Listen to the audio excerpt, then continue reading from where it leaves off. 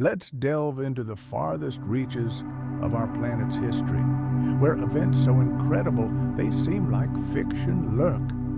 Events that force us to rethink the very essence of survival, the vagaries of climate, and the incredible resilience of life.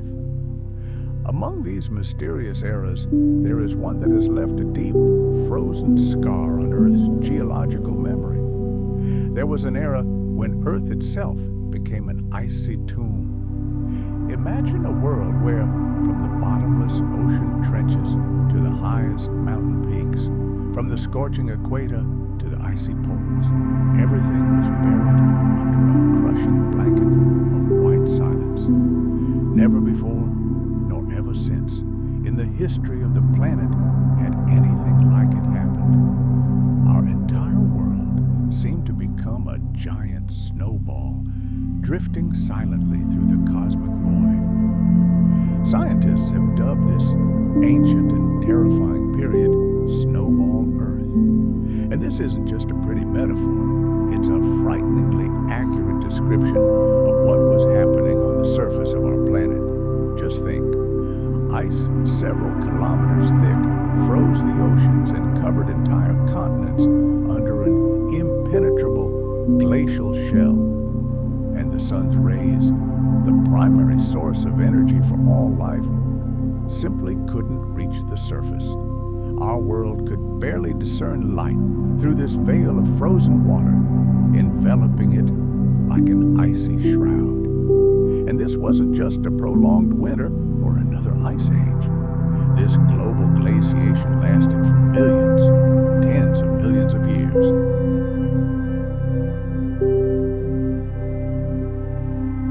The horror wasn't so much the cold itself, but its consequences for life, for survival, for the very possibility of the planet's existence as a living organism.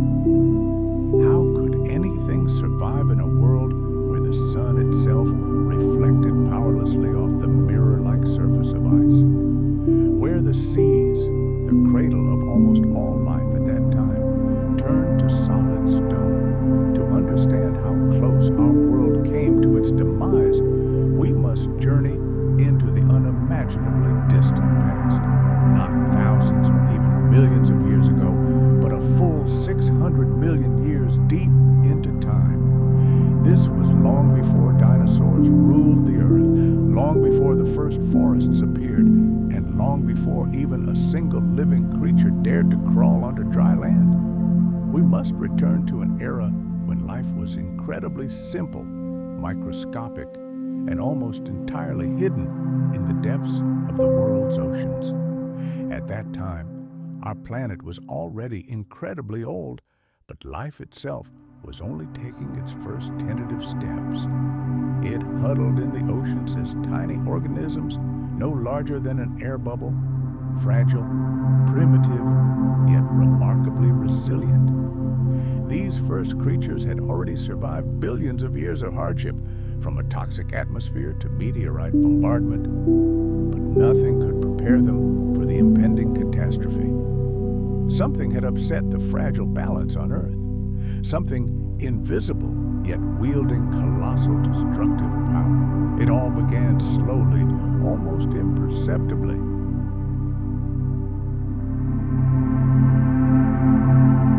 The planet's temperature began to drop, and the polar ice caps began to slowly creep away. This in itself wasn't anything out of the ordinary. Ice ages had happened before, but this time, everything went wrong. The cold didn't retreat. It continued its icy advance, engulfing continent after continent. The oceans began to freeze from top to bottom. The sun, still shining in the sky, could no longer warm the earth. Its light simply bounced off the growing ice sheet and fled back into space. And the more the planet cooled, the more ice formed. And the more ice formed, the faster it cooled. It was a death spiral from which there seemed no escape. It wasn't just a change of seasons. The planet was inexorably sinking into a deep, lethargic freeze. Even at the equator, where sweltering heat reigns today, snow likely fell back then, and glaciers may have been thicker than in the coldest reaches of modern Antarctica. Life faced a crisis of unprecedented proportions. Oceans, once teeming with microscopic life, were sealed beneath an impenetrable lid of ice. The sunlight needed for photosynthesis was completely cut off. Fragile ecosystems collapsed overnight. The few traces of oxygen dissolved in the water became trapped beneath a shell of ice, far from where life still lingered. A great silence followed, lasting for millions of years. A deep, stifling cold.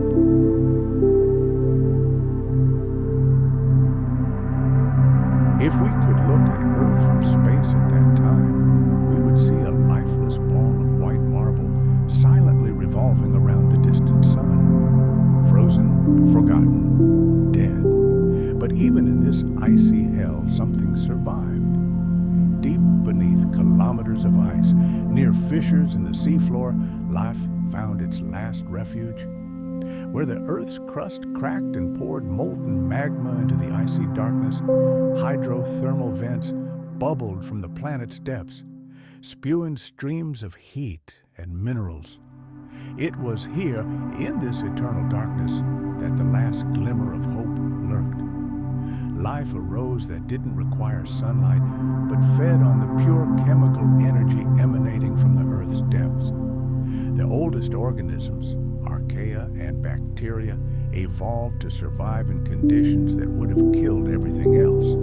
They clung to life in the pitch darkness, but even that was no guarantee of survival.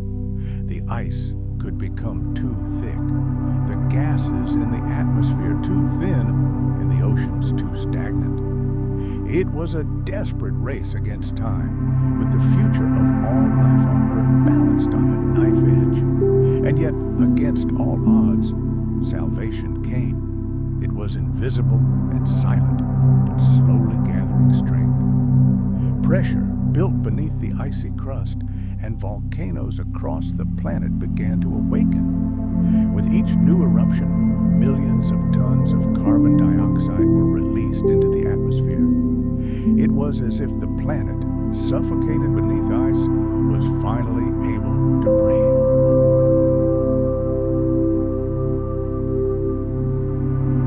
Greenhouse gases, buried beneath layers of ice and rock, began to break free, ready to tip the scales toward warmth once again.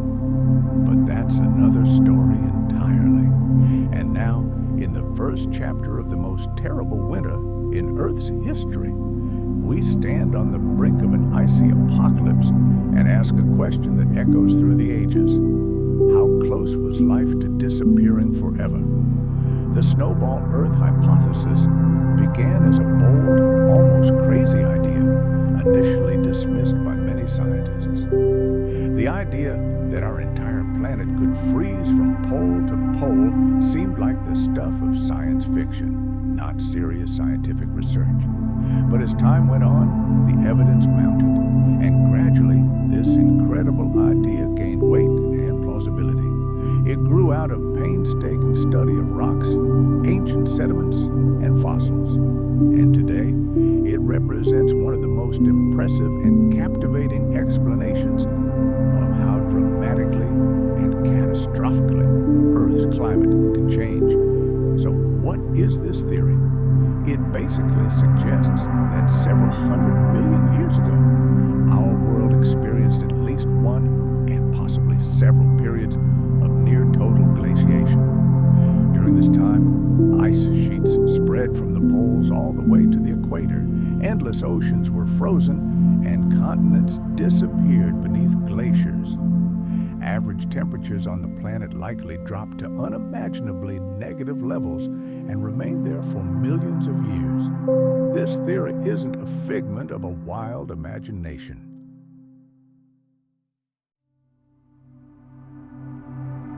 It's based on an analysis of geological layers, Scientists have discovered extremely strange deposits left by glaciers in what are now the hot tropics.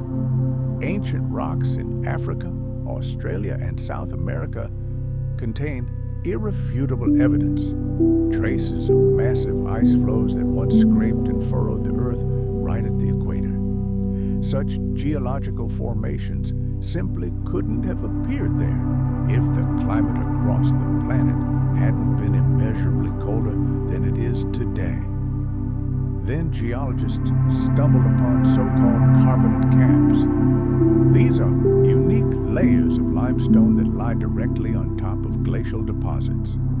They formed very quickly and simultaneously around the world, suggesting a sudden and violent transition from extreme cold to intense warming. Such deposits could only have formed if the ice-covered oceans had suddenly and rapidly melted, releasing enormous quantities of trapped carbon dioxide and minerals into the water. It was a kind of geochemical fingerprint left by a planet that had first been frozen and then suddenly subjected to thermal shock. But how did scientists manage to piece this puzzle together? It all began with a geological mystery. During the Neoproterozoic era, between approximately 720 and 7 million years ago, something happened on Earth that became the starting point for this theory. At least two colossal glaciations occurred during this time. They were incredibly long and spanned vast areas, leaving their traces across the entire planet.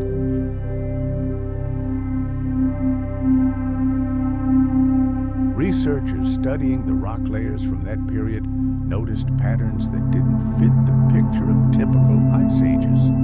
The deposits were too massive, too thick, and extended too far from the poles. It felt as if the entire planet had been locked in a deep freeze. Thus was born the Snowball Earth hypothesis. It proposed that a trigger had set off a runaway climate spin.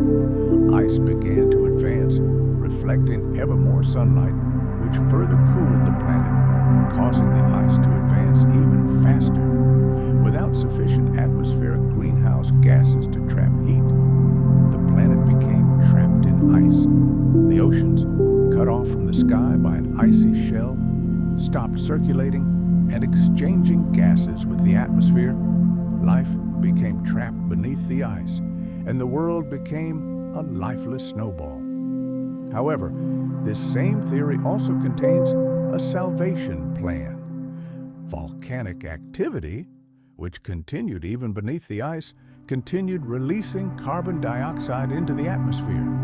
Under normal conditions, this gas would have been absorbed by the oceans and weathered rocks, maintaining climatic balance. But under global freezing conditions, this did not happen. The oceans and rocks were reliably covered by ice. As a result, carbon dioxide simply accumulated in the atmosphere over millions of years. When its concentration reached incredibly high levels, a greenhouse effect of incredible, staggering power began.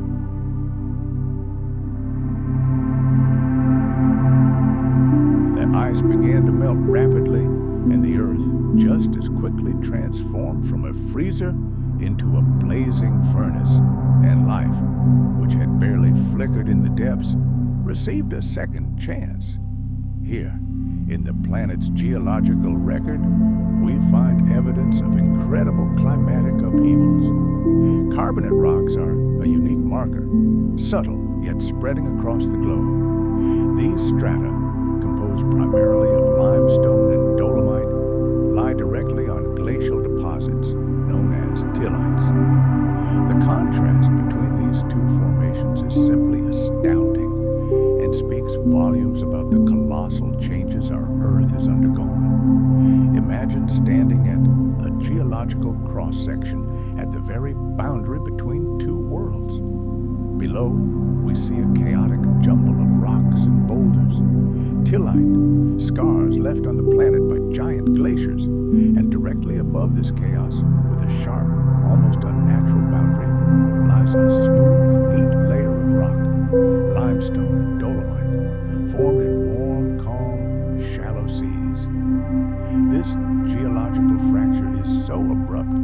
that it involuntarily makes one reflect on the catastrophic and lightning-fast events that unfolded at this temporal boundary. But the value of these carbonate caps lies beyond their location. Their true secret lies in their chemistry. The carbon isotopes trapped within these rocks tell a fascinating story of the planet's rebirth after the deep freeze that occurred just before the onset of this ice age. Before the global glaciation, Earth's carbon cycle was relatively balanced.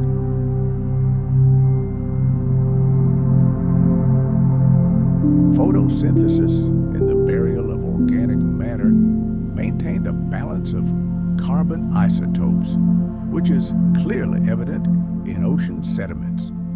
But the Ice Age ruined everything.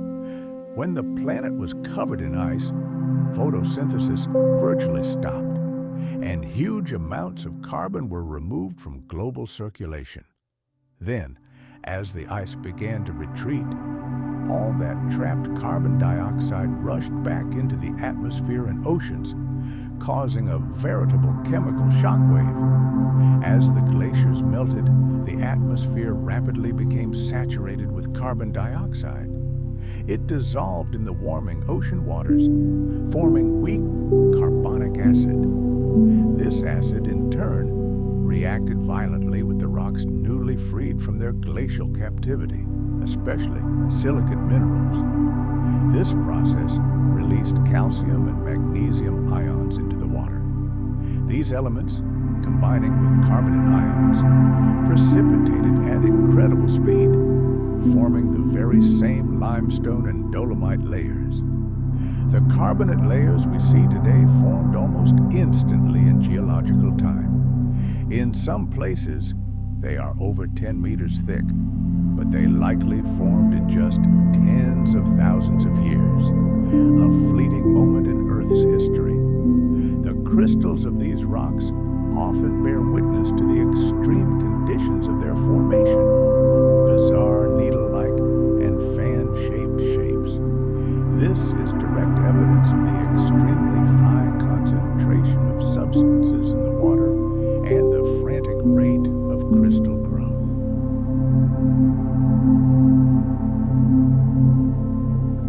These carbonate caps also harbor other oddities: giant crystals, traces of ancient ripples on the seafloor, and clear signs of microbial activity. In some places, paleontologists even find tiny tubes and imprints that could have been left by the first primitive organisms, timidly returning to the seafloor after the Great Melt. These carbonates are like a snapshot of a world frozen in transition, from icy, deathly silence to the violent and sudden rebirth of life. The global distribution of these carbonate caps is what makes them such irrefutable evidence of the existence of a snowball Earth. Similar deposits are found on virtually every continent: Africa, North and South America, Australia, and Asia. Wherever geologists find traces of ancient glaciers, these very same carbonate layers lie directly on top of them. No regional event known to science could have caused such large-scale and uniform changes across the planet. The only plausible explanation is a global climate catastrophe. Scientists use these layers not only to confirm the Snowball Earth hypothesis itself, but also to pinpoint the precise timing of its end. Using radiometric dating of volcanic ash particles embedded in or near the carbonate cap, it's possible to pinpoint with high precision exactly when the glaciers began melting. And the isotopic signatures in these rocks help us understand how quickly the planet warmed and how quickly life reemerged on it. Carbonate caps are more than just geological evidence.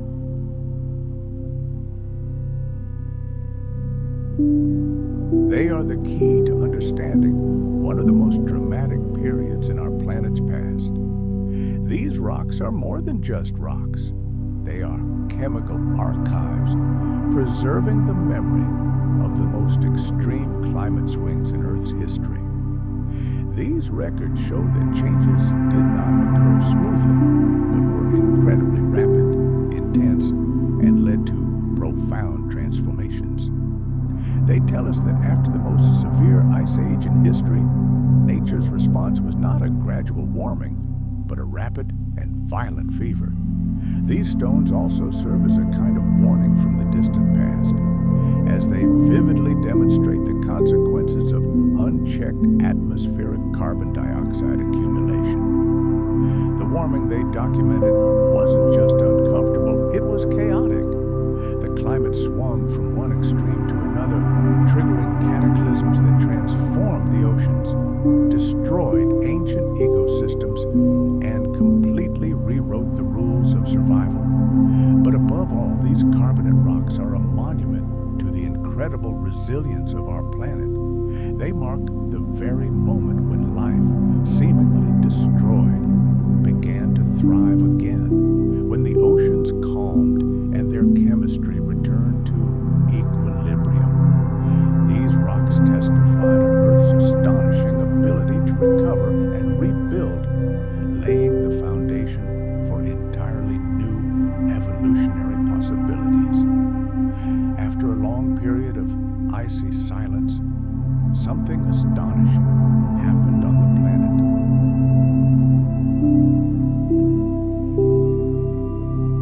As the global glaciation ended, warmth returned, and the oceans once again teemed with life. Evolution seemed to awaken from its long slumber, filled with new, unprecedented energy. The simplest life forms that had survived this icy hell began to reproduce rapidly, experimenting and evolving into ever new forms.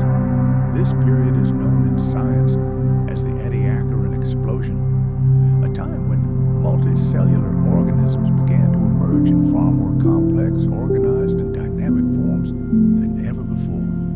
The Ediacaran period began approximately 635 million years ago, almost immediately after the end of the last global glaciation. It marks the final chapter of the Precambrian era, a time still shrouded in mystery, but now illuminated by the remarkable fossils preserved on the floors of ancient seas. These fossils are unlike anything living on Earth today. They are strange, soft-bodied, often completely flat. They were like forgotten ghosts, imprinted in the soft mud of the seafloor. Yet these creatures represent the first truly large organisms to ever evolve on our planet. Until then, life was almost exclusively microscopic. Bacteria, algae, and other single-celled creatures reigned supreme in the world's oceans. Even after a cataclysm, such as a complete glaciation, it took time for conditions on the planet to stabilize and allow the emergence of more complex life.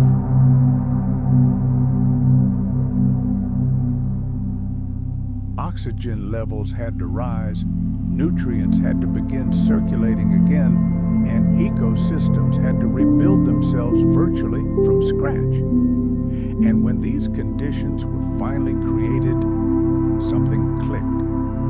The first Ediacaran organisms were simple yet gigantic compared to those that came before them. Some resembled quilts or leaves with broad, flat bodies that lay motionless on the seafloor. Others were shaped like discs, tubes, or intricate fractal patterns with no discernible front or back. They were multi-tiered and teeming with life, presenting a spectacle never before seen. These creatures weren't particularly fast. Most were completely motionless, clinging to the seafloor and absorbing nutrients directly from the water. Some may have glided slowly across the sediment, leaving barely noticeable tracks behind.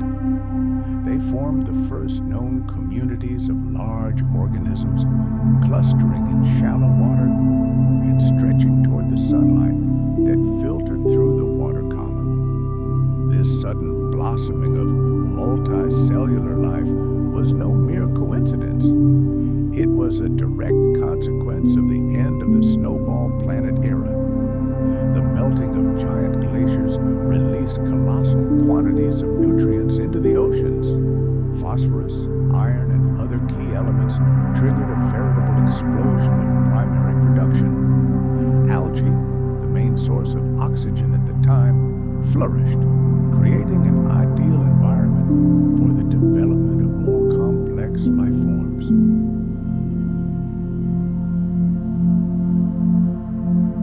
During this period, microbial life flourished, providing new food sources and dramatically increasing oxygen levels in the atmosphere and ocean. These changes created favorable conditions for the evolution of larger, more energy-intensive organisms. More oxygen meant more opportunities for the development of complex biological systems. Cells began to specialize, combining into tissues and primitive organs. Organisms increased in size, exchanged information, and created entirely new life forms. Reproduction became more complex and efficient. The Ediacaran explosion was not an instantaneous event, but rather a rapid expansion of the boundaries of possibility. It was a time when life realized it could be more than the sum of its parts. Some fossils from this period show signs of early symmetry, a crucial aspect of modern animal design. Other fossils reveal complex growth patterns, suggesting internal coordination and a sophisticated genetic program. There are even hints of primitive sensory systems, although this has not been proven. Direct evidence of a nervous system or brain has not yet been discovered. Nevertheless, these early bizarre life forms were the first steps on the path to more advanced creatures. They set the stage for everything that came after. They were succeeded by new creatures, marking the next turn in the great spiral of evolution. Imagine the Ediacaran period, a colossal epoch that stretched for nearly 90 million years.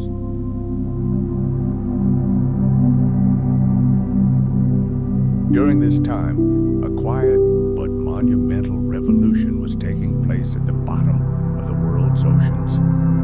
The diversity of life began to literally explode. Completely new experimental principles of body structure emerged, and the organisms themselves grew larger and more complex, occupying increasingly specific niches in the underwater world. However, by the end of this era, most of these amazing creatures had vanished without a trace.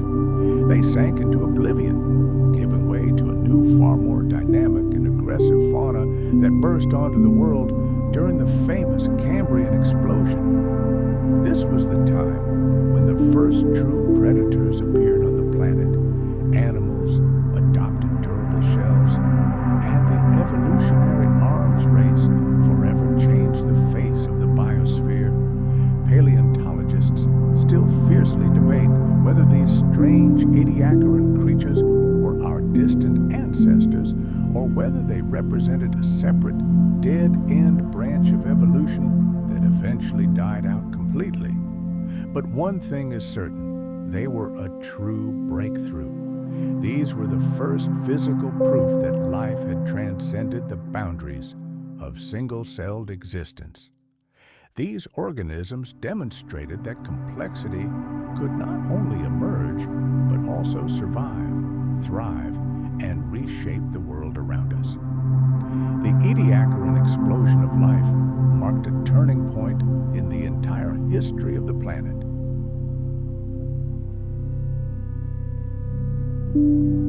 It reminds us of a great law of nature. Recovery from a global catastrophe not only returns everything to normal, but often paves the way for something entirely new and grandiose. Snowball Earth nearly ended the history of life.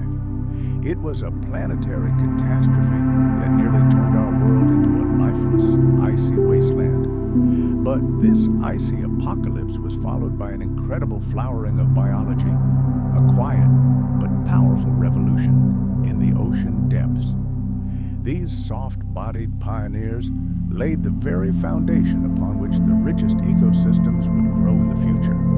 Dense forests, myriad fish, mighty mammals, and even you and I, we all trace our ancestry back to that very moment. On a planet once completely encased in ice, life didn't simply re-emerge weakened. It awakened with renewed vigor, and it was there, in the calm and warm seas of the Ediacaran, that the future began to take its first dim outlines. The Snowball Earth era is much more than just a frozen chapter in our planet's history.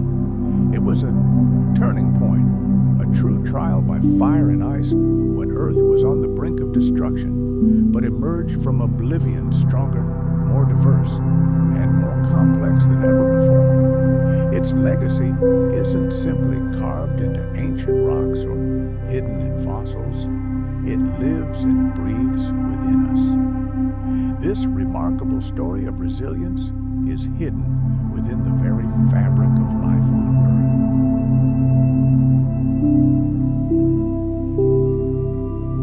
The way our planet breathes, the way life on it evolves and adapts to colossal change, opens up a world of incredible possibilities. Before Earth plunged into icy slumber, its biosphere was incredibly primitive. Life huddled in small pockets was extremely limited in its diversity and, for the most part, led a passive existence. Atmospheric oxygen levels remained low and ecosystems were extremely sparse. Evolution proceeded at a snail's pace, but with the advent of global glaciation, everything changed.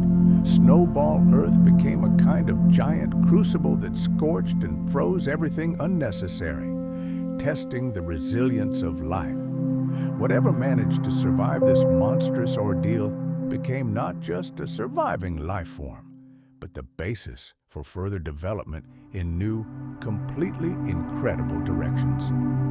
When warmth finally returned and the icy shackles lifted from the oceans, new vast horizons opened up for life. Fresh ecological niches emerged, ripe for colonization.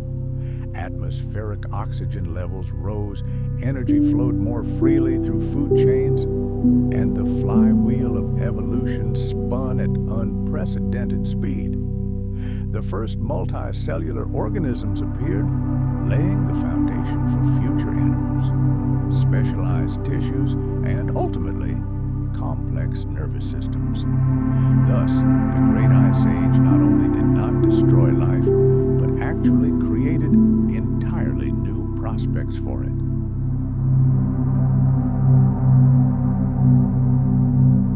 This ancient catastrophe taught our planet to adapt to change, and we see its legacy in Earth's geological history and its complex climate system. Events associated with Snowball Earth clearly demonstrate how sensitive our world is to the slightest fluctuations in atmospheric composition, solar fluxes, and even surface reflectivity.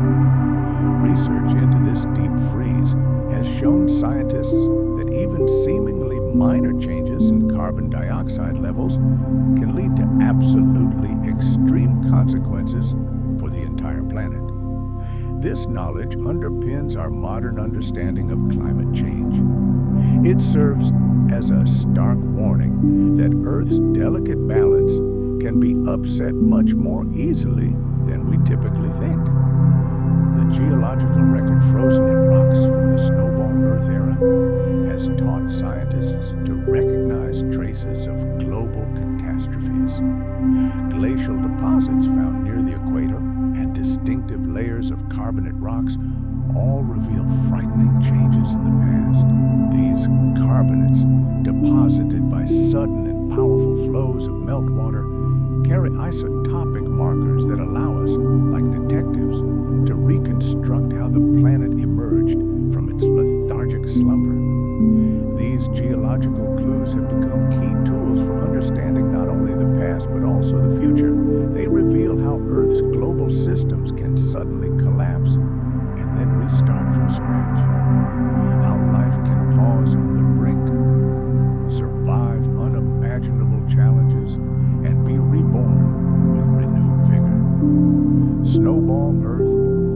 causes us to ask even deeper questions.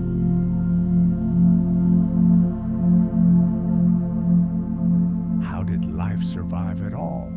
By what miracle did it happen? How did it adapt to such a hostile, icy world? And what would have happened if it hadn't? If the ice had never melted? If carbon dioxide hadn't accumulated in the atmosphere? Imagine for a moment a different scenario. What if the volcanoes had never awakened? Our planet would likely have remained a dead, lifeless ball, forever drifting in the cold void of space. But that didn't happen. Life refused to give up. It adapted. It found the saving warmth of the pitch-black ocean depths, sheltered in small pools of meltwater at the foot of volcanoes, and devised entirely new ways to survive in a world devoid of sunlight. And when the ice finally retreated millions of years later, life was ready. Snowball Earth demonstrated that life is virtually indestructible. Even in its most primitive forms, it is incredibly persistent, flexible, and full of inexhaustible potential. This event also predetermined the entire subsequent course of biological history. Some scientists believe that without this global freeze, complex life would have taken much longer to emerge on Earth, and perhaps never would have arisen at all. The extreme conditions likely served as a brutal natural filter, weeding out all the weak and unadapted forms, leaving only those that could withstand incredible stress.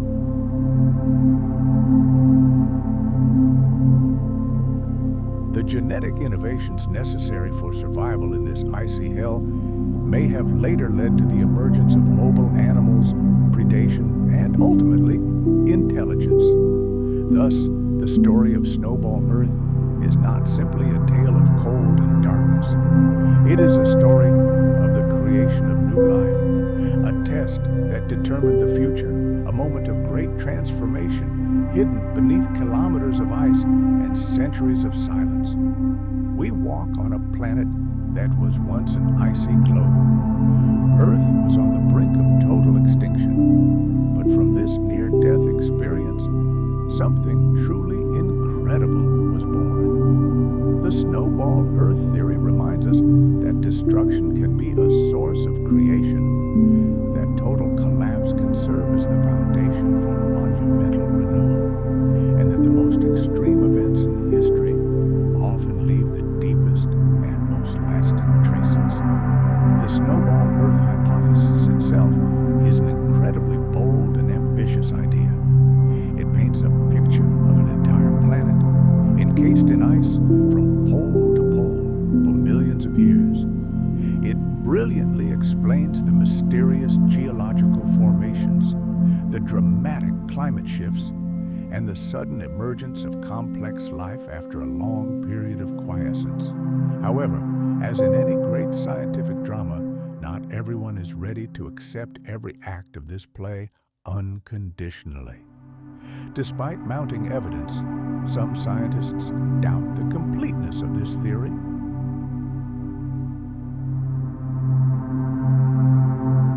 They wonder, did the Earth truly freeze completely? Or was there a less extreme version of events that might more accurately describe this ancient world? One of the most heated debates revolves around the question, were the oceans completely covered in ice? The classic Snowball Earth model suggests that even at the equator, there was not a warm ocean, but a thick layer of permanent ice, leaving not a single patch of open water on the surface.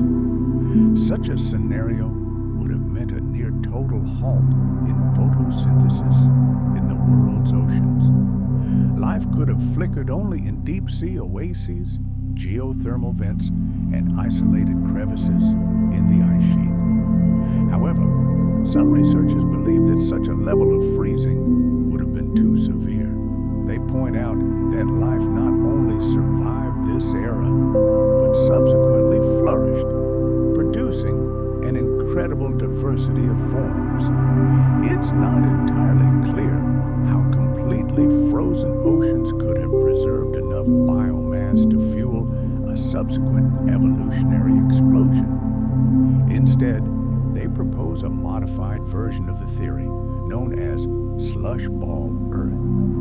In this model, most of the planet would still be icebound, but a band of thinner, melting ice, or even pockets of open water would have remained along the equator. These ice-free zones would have allowed a small amount of sunlight to penetrate the ocean surface, supporting photosynthesis in small pockets of life.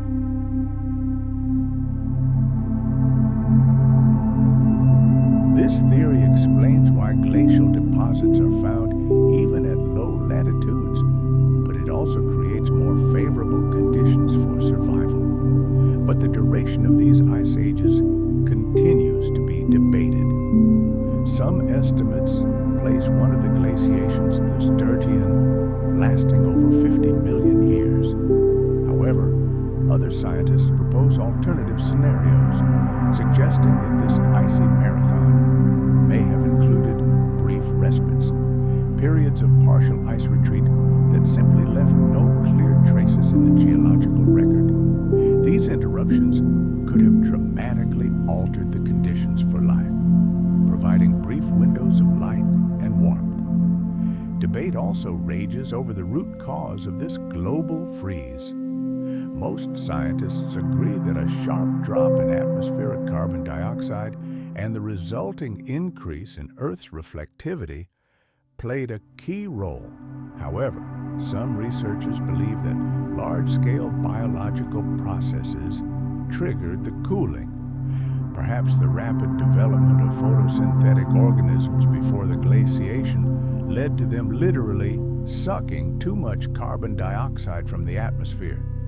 This dramatically weakened the greenhouse effect and plunged the planet into an icy abyss. What was the trigger that pushed the planet into its icy embrace? Some scientists believe the greenhouse effect was to blame, or rather, its weakening, leaving our world defenseless against the cosmic cold. Other researchers see the root of the problem in plate tectonics.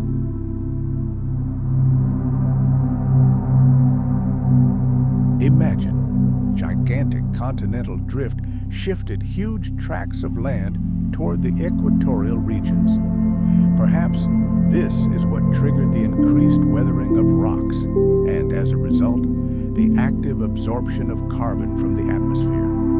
Or perhaps it was the volcanoes. Powerful eruptions could have thrown such a dense curtain of ash and particles into the sky that it cut off the Earth from the life-giving heat of the sun for a long time, turning it into a sparkling ball of ice.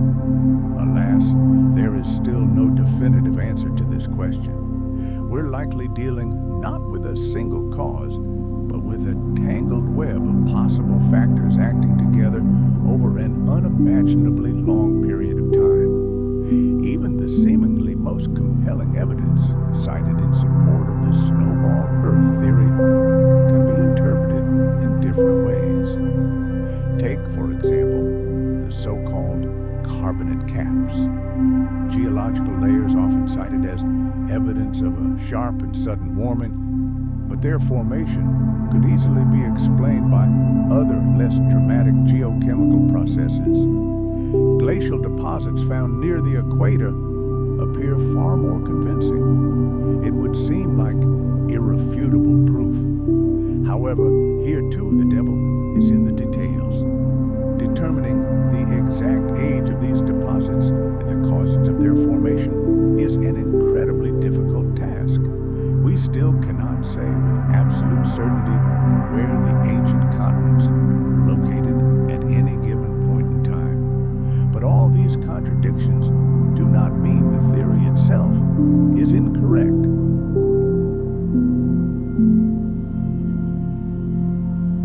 They merely highlight the complexity and convoluted nature of our planet's history. Science is not a set of rigid dogmas, but a living, breathing process of constant study, testing, and refining hypotheses. The Snowball Earth theory has been constantly evolving since its inception, and each new discovery continues to shape its appearance. Alternative points of view only add to the spiciness of this scientific debate. However, behind all these scientific battles lies one undeniable fact, one that everyone agrees on. In the distant Neoproterozoic era, our planet truly experienced a period of extreme, total glaciation. The world was changed beyond recognition. Life was brought to the brink of total annihilation, and the consequences of this icy apocalypse had a profound impact on all subsequent developments of life. These controversies merely remind us that the past will never be fully revealed. It is a gigantic mosaic that we are piecing together piece by piece, based on evidence scattered across the globe. And sometimes it is precisely disagreements and heated debates that help us get closer to the deepest truths. The classic Snowball Earth theory paints a truly apocalyptic picture, a planet encased in a kilometers-thick ice sheet from pole to pole. But what if things weren't so straightforward? Not all scientists are willing to accept such a sweeping scenario. Some suggest that our world might not have frozen solid.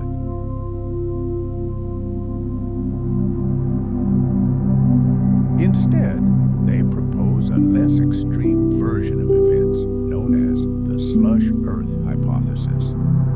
This model still describes a planet plunged into an ice age, but with several key differences that could have dramatically impacted how life survived this nightmare and how Earth ultimately managed to escape its icy grip. The slush Earth hypothesis suggests that while most of the world was icebound, some regions near the equator remained free of it, or were covered only by a thin, permeable crust of ice. These regions could have served as last refuges, providing at least some access to sunlight, gases, and nutrients, supporting tiny pockets of photosynthesis. Imagine these life-saving oases in the middle of a vast frozen wasteland. While the rest of the world was plunged into icy slumber, here, in these rare equatorial refuges, life could cling to existence with far greater stability than in a completely frozen scenario. The key argument in favor of this more benign version of events is the very survival of photosynthetic organisms. Consider this: if the planet had been completely frozen, light simply wouldn't have been able to penetrate the thick ice to the upper layers of the ocean. Photosynthesis would have ceased everywhere, oxygen levels would have plummeted to zero, and it would have taken eons for the biosphere to recover after the thaw.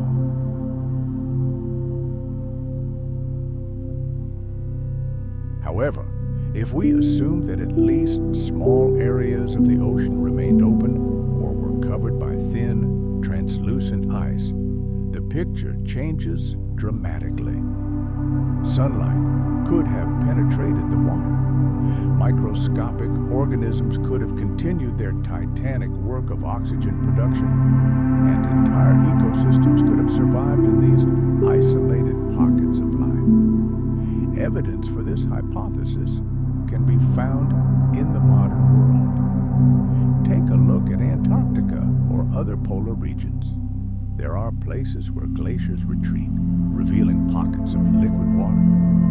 In the Arctic, sea ice forms and melts annually, but even in the harshest winters, some areas of the ocean remain ice-free thanks to winds, currents, and temperature fluctuations. Thin ice allows light to pass through, and natural cracks and polynyas provide direct contact with the atmosphere. And in these seemingly unbearable conditions, photosynthetic life continues to thrive. This proves a simple fact: heat isn't always necessary for survival, only the right conditions. The slush Earth model also offers a simpler explanation for how our planet emerged from the Ice Age. In a completely frozen world, greenhouse gas concentrations would have to reach truly extreme, prohibitive levels to trigger the melting process. However, in the slush Earth scenario, where ocean areas remained active, even a small increase in atmospheric carbon dioxide could have triggered a chain of events.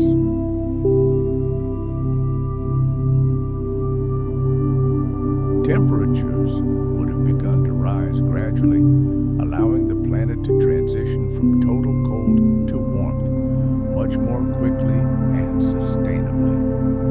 Geological evidence found in ancient rocks also supports this hypothesis. Certain sedimentary structures discovered in layers that were once the seafloor clearly indicate that some water movement occurred even beneath the ice. Ripple marks on the seafloor, microbial colonies, and signs of weak underwater currents all point to the existence of at least a partially open ocean. These findings directly contradict the image of a planet completely immersed in icy silence and stillness. The slush Earth theory doesn't attempt to completely dismantle the snow globe model. Rather, it offers a more nuanced version of this grand story. According to this idea, Earth was on the brink of complete glaciation, but never crossed that final fatal point. Life teetered on the edge, but wasn't completely buried under an icy shroud. The planet was cold, but not completely lifeless. This concept also aligns better with our current understanding of climate dynamics. A complete global freeze is extremely rare and extremely difficult to achieve. On the other hand, a scenario in which the planet freezes almost completely is far more likely, and even a small amount of open water at the equator could have been enough to avert catastrophe. These seemingly insignificant oases could have changed everything.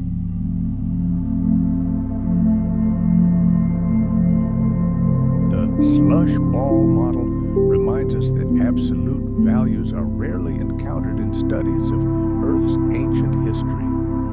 Nature abhors extremes without exception. Perhaps life simply continued its quiet, unnoticed work in the cracks between the ice sheets, patiently waiting for the sun to rise again and restore the world to life. The atmosphere is more than just a gas ocean surrounding a planet. It is a complex, dynamic system, constantly influenced by life, geology, and a host of other climatic factors. During the Snowball Earth era, this system was tested as never before. The deep freeze transformed not only the face of the planet, but the very air above it.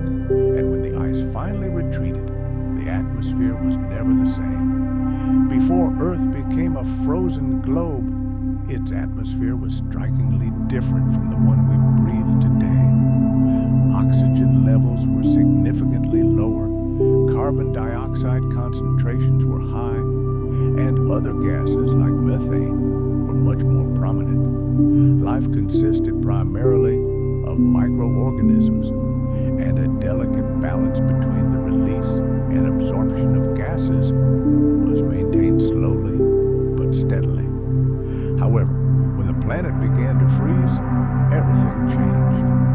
Ice, spreading across the continents and encasing the oceans, literally halted many processes that regulated the composition of the atmosphere.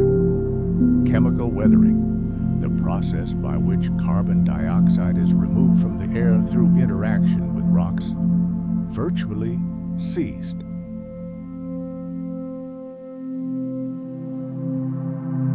Land was buried under glaciers, precipitation dropped sharply, and this natural mechanism for removing CO2 from the atmosphere stalled. Meanwhile, deep beneath the ice cap, volcanoes continued their work. Slowly but relentlessly, they released ever-increasing amounts of carbon dioxide into the atmosphere, further exacerbating the situation. Typically, excess carbon dioxide in the atmosphere is balanced by various natural processes, such as weathering and biological activity. But under the conditions of a completely frozen planet, this balance was disrupted, and the gas began to rapidly accumulate in the air. Over millions of years, its level rose, reaching unprecedented levels. Eventually, the accumulation of greenhouse gases became so significant that it reversed the situation. The atmosphere, oversaturated with carbon dioxide, began to trap ever more solar heat. This led to a global temperature increase and, ultimately, the melting of glaciers. The cycle was complete. However, atmospheric changes didn't end there. As soon as the ice retreated, the exposed land was subjected to massive chemical weathering. The warm and humid conditions that followed the Ice Age greatly accelerated the destruction of rock. This, in turn, triggered a massive absorption of carbon dioxide from the atmosphere. This process, a kind of chemical storm, led to a sharp drop in CO2 levels, which triggered a new cooling of the climate.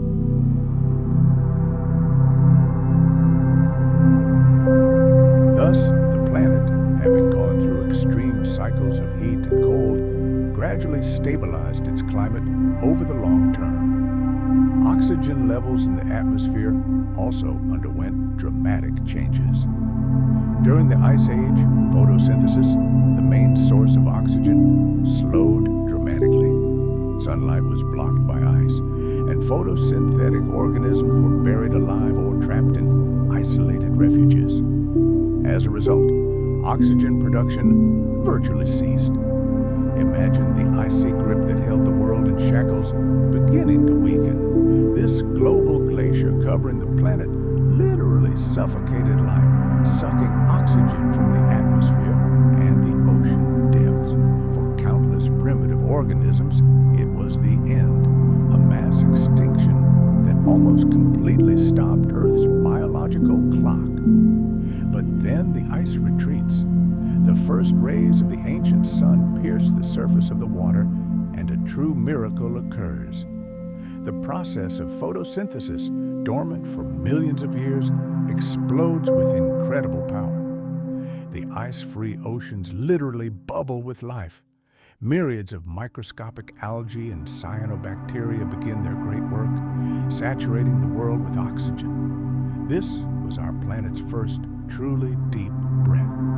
Gradually, century after century, this life-giving gas accumulated in the atmosphere, creating entirely new conditions. It was this oxygen boost that allowed the emergence of larger and more complex life forms, which in turn helped restore the devastated ecosystem.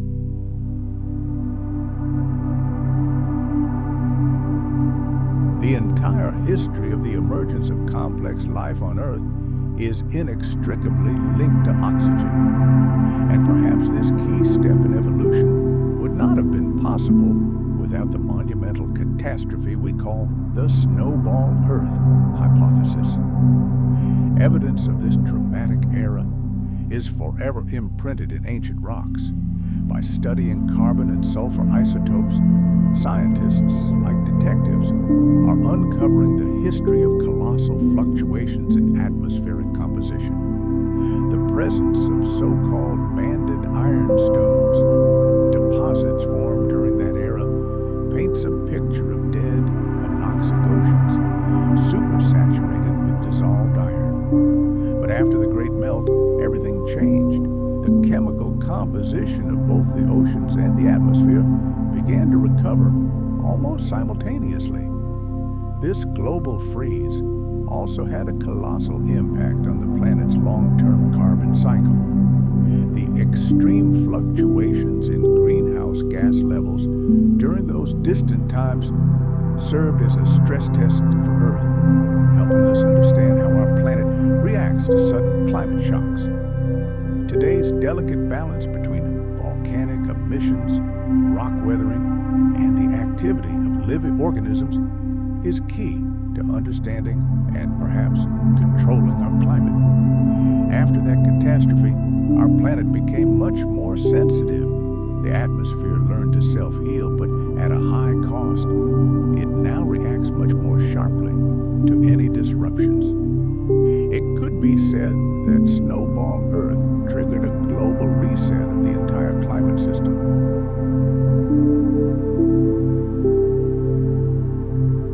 It pushed it to its breaking point, to the point of complete collapse, and then allowed it to reassemble, but under completely different rules. Rising oxygen levels, stabilizing carbon dioxide concentrations, and the formation of a more predictable climate. All these are the legacy of that distant, icy chapter in our planet's history. The fact that we breathe oxygen-rich, life-sustaining air today is a direct consequence of that long and painful global cooling. The icy globe that was once Earth transformed not only its surface, but the very sky above. And thanks to this transformation, our future became possible. This raises one of the most tantalizing questions. What if it hadn't happened? If our planet had avoided this icy hell, what path would evolution have taken? Who knows what life would be like today? Our world has frozen from pole to pole before, and looking back, we can't help but wonder, could something like this happen again? Are systems that have failed once before capable of collapsing again, plunging the planet into an even deeper, deadlier frigidity? The answer is complex, but it begins with one immutable truth that runs through Earth's history. Climate is not static. It is constantly changing, and under certain circumstances, these changes can be catastrophic. To understand whether Snowball Earth will return, we need to remember what made it possible the first time. Back then, it was a completely different planet.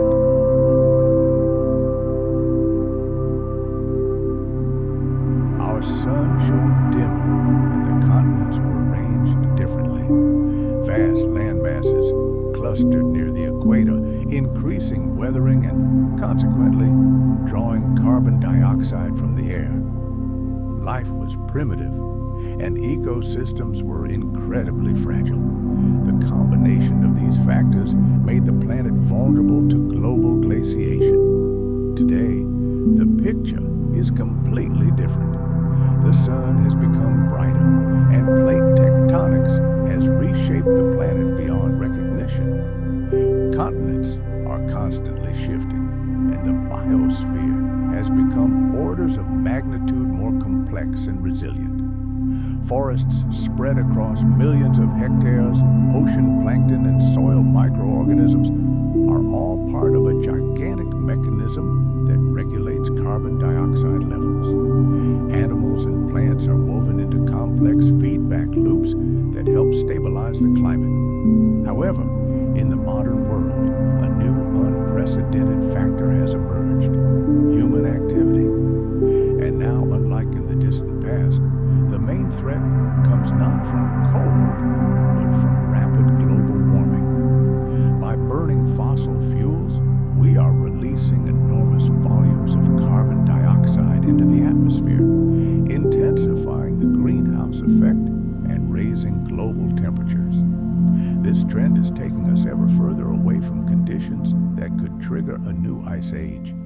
Instead of the threat of a freezing planet, we face the risk of rising sea levels, extreme heat waves, and ecosystem collapse due to unbearably high temperatures.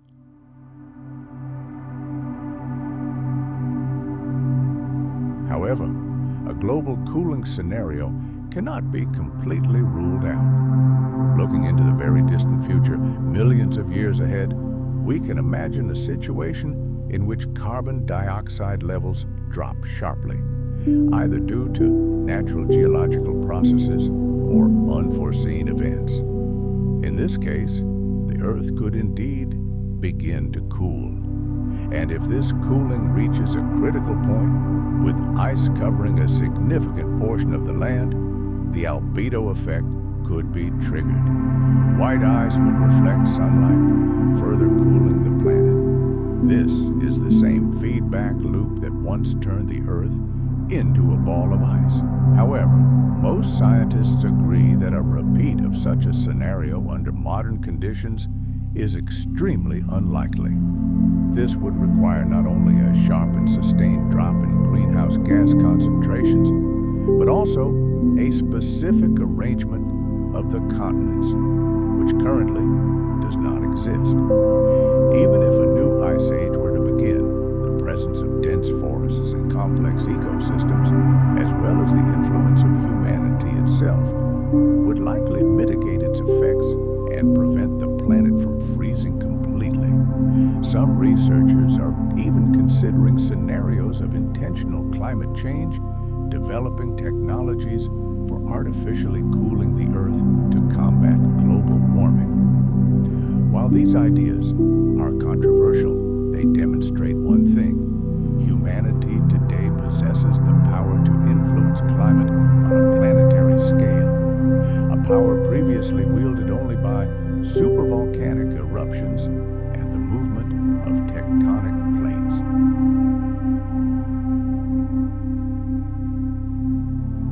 But such power also carries enormous responsibility.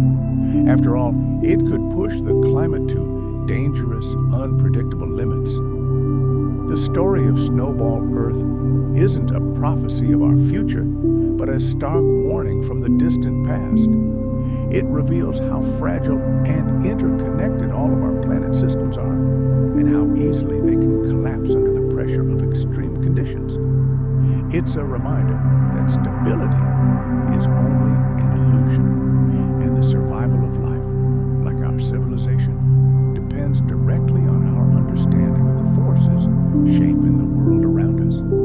In this sense, the history of icy Earth could repeat itself, but not in the way we imagine. Sudden and irreversible changes, triggered by slow and almost invisible processes, can prove most dangerous, and the choices we make today will determine whether this drama will end in fire or ice. Our planet's climate is a system constantly striving for equilibrium.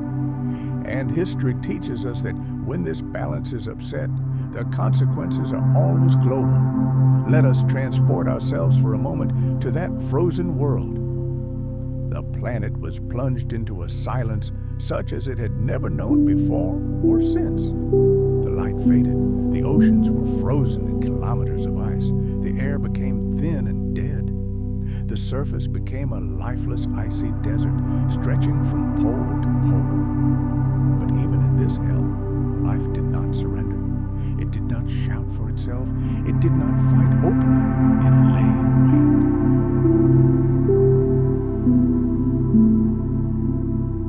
wait. Quietly and patiently, it hid in the crevices of rocks near geothermal vents, clinging to life in the thinnest films of water beneath glaciers.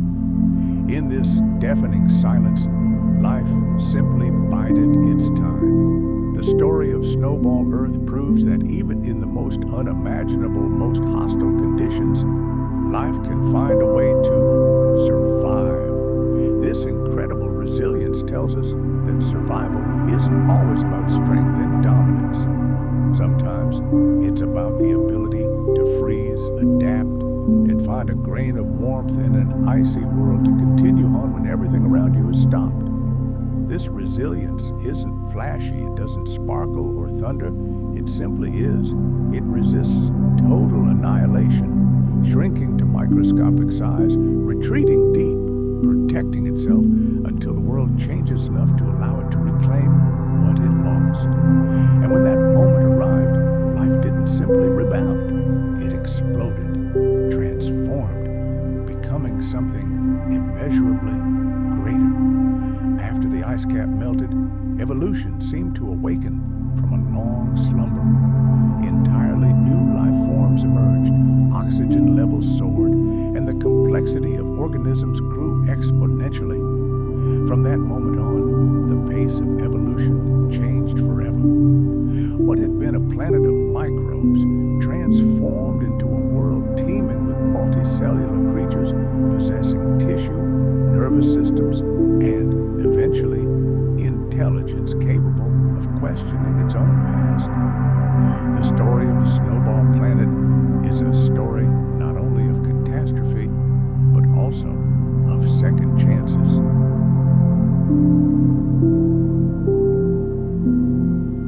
A story of the fine line between utter destruction and the greatest creation. It reminds us that even from the ashes of total extinction, life can not only be reborn, but also pave the way for the next great evolutionary leap. And this ancient history is more important to us today than ever, because we too live in an era of great planetary change. The world we observe today is not standing still. Our own atmosphere is undergoing colossal changes, and fragile ecosystems are under incredible stress. And the forces that come into play will determine the path life will take in the future. And the greatest revelation the Snowball Earth era offers us isn't that our world is a fragile creation. No, it's a different lesson. The very system that supports life can be thrown off balance. It's a delicate balance of forces that can collapse in an instant. And when a catastrophe of such magnitude occurs, returning to a previous stable state is a long, painful process. It requires millions of years, incredible efforts on the part of nature itself, and incredible perseverance. But let's consider this. If tiny microorganisms were able to survive this icy hell, if the very spark of life was able to flicker for millions of years beneath kilometers of ice in the pitch darkness of frozen oceans, then this tells us something incredible. It proves that life as a phenomenon is far more resilient and indestructible than we usually imagine. Imagine, she stood firm against all-consuming flames.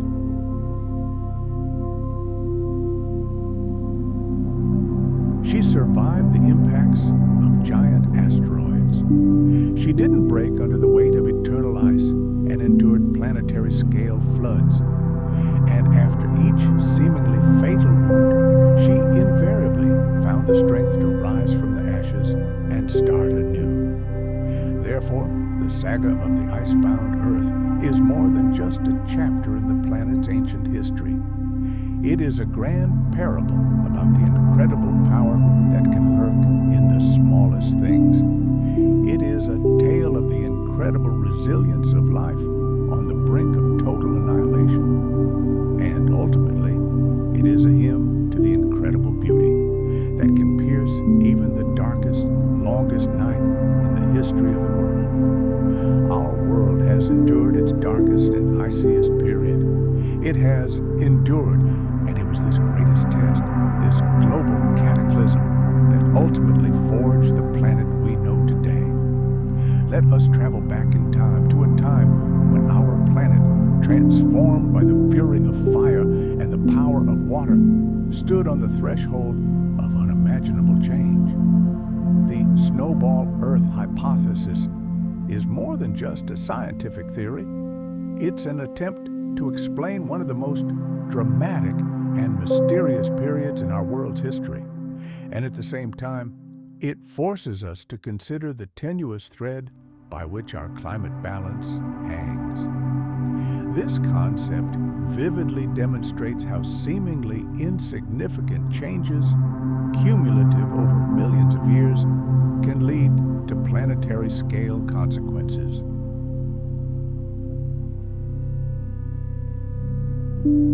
It's a chilling reminder that our world, for all its apparent power and stability, is absolutely not immune to total collapse. Of course, even today, not all the details of this theory are unconditionally accepted by the scientific community. The debate continues. Some researchers believe that the Earth at that time was less an ice ball than a gigantic, slushy mass, with oceans near the equator still ice-free. But the core of the idea remains unchanged and terrifying. The global glaciation that brought life to the brink of extinction was one of the most extreme climate cataclysms our planet has ever known. By exploring this hypothesis, we not only delve into a world of eternal cold, but also witness the incredible, almost mystical resilience of life itself. Imagine microscopic organisms locked within a thick layer of ice in pitch darkness, patiently biding their time. They survived so that one day, when the world thawed, they could break free, begin a new cycle of evolution, and ultimately reconquer the entire planet. The idea of a completely frozen Earth didn't emerge in the quiet of a laboratory. It was suggested by the rocks themselves. Evidence was discovered in geological layers, encoded in the language of minerals, and etched in the scars left by ancient glaciers. Scientists didn't begin with a preconceived picture of a world encased in ice. Their journey began with questions.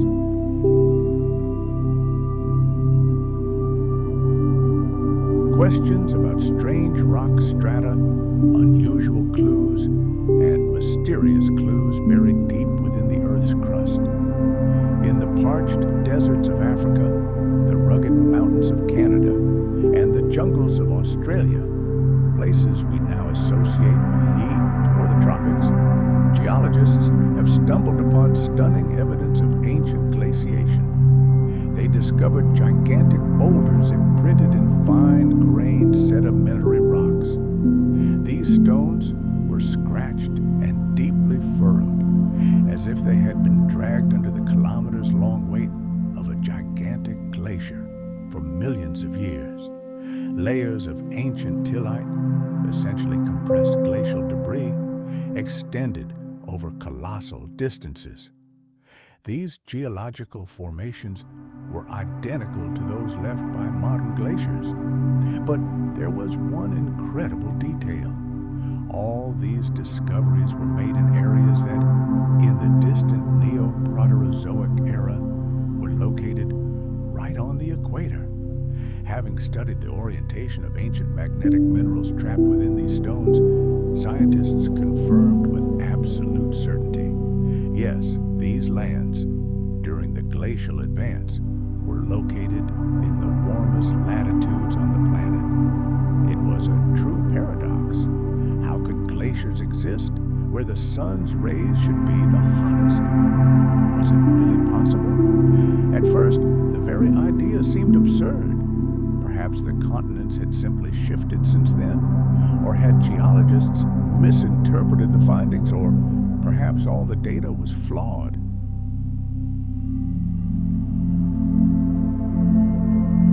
However, new discoveries continued to pour in from around the world, and the mystery only grew clearer.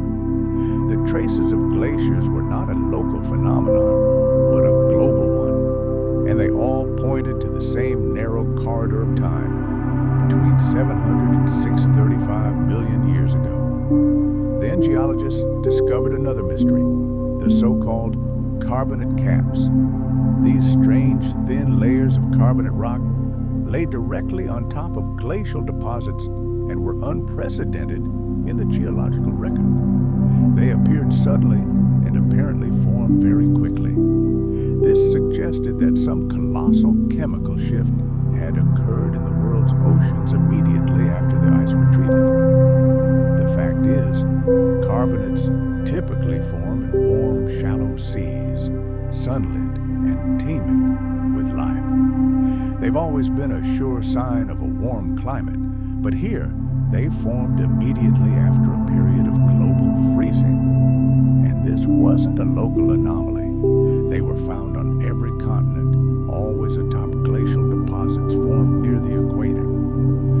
could only have happened if the world had experienced a sudden, catastrophic warming after an unimaginably long period of deep freezing. These two discoveries, glacial rocks at the equator and the carbonate caps that crown them, formed the foundation of the Snowball Earth theory. They provided irrefutable physical proof that our world had indeed cooled to its limits and then rapidly thawed. But scientists weren't done.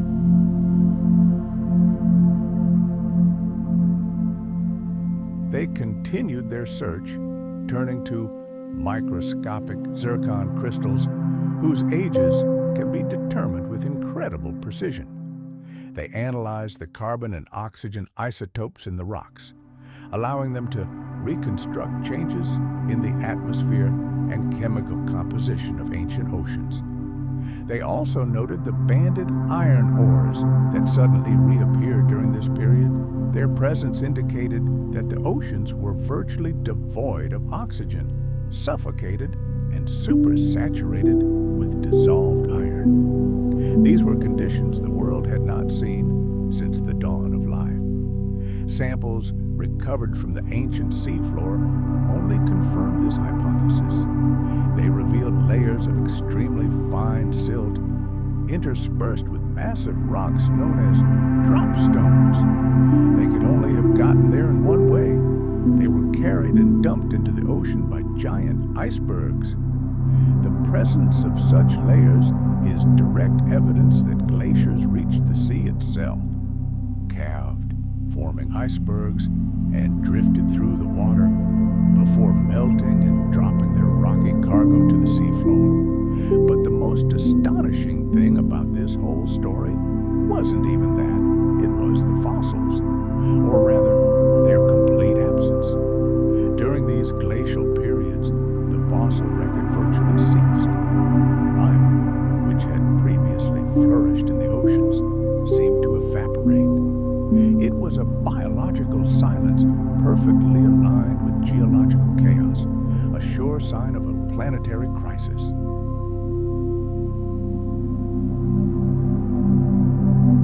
Taken together, all this evidence painted a terrifying picture of Earth's transformation. This wasn't a gradual cooling or another regional ice age.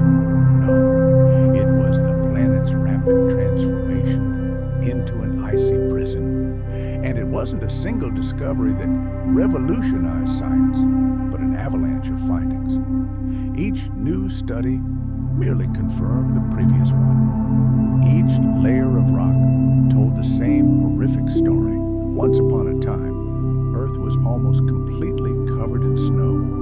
Ice sealed the continents, encased the oceans, and, like a giant mirror, reflected the sun's heat back into space. The planet's climate system had completely collapsed. But even then, deep within this frozen world, something astonishing was unfolding. The rocks held a story not only of destruction, but also of miraculous survival. The Snowball Earth theory wasn't born from the mind of a single genius. It was the result of the painstaking work of an entire army of researchers who, like detectives, pieced together the past, reading it from rocks and sediments. They weren't looking for a frozen planet, but once they encountered the first clues, they couldn't ignore them. And the deeper they dug, the more secrets of the past were revealed. And this isn't just a story about ice. It's a dire warning about what our Earth is capable of and what trials it can endure. To appreciate just how extreme these glacial episodes were, we need to understand when exactly they occurred.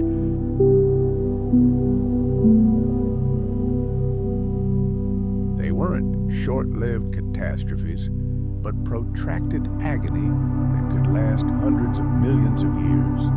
Sudden storms or sudden freezes are but a pale shadow of the events that unfolded on the planet over an eternity. These weren't just chapters in geological history. They shaped entire eras when the planet balanced on a knife's edge between survival and total extinction. All these events took place during the Neoproterozoic era, one of the most mysterious periods in Earth's history.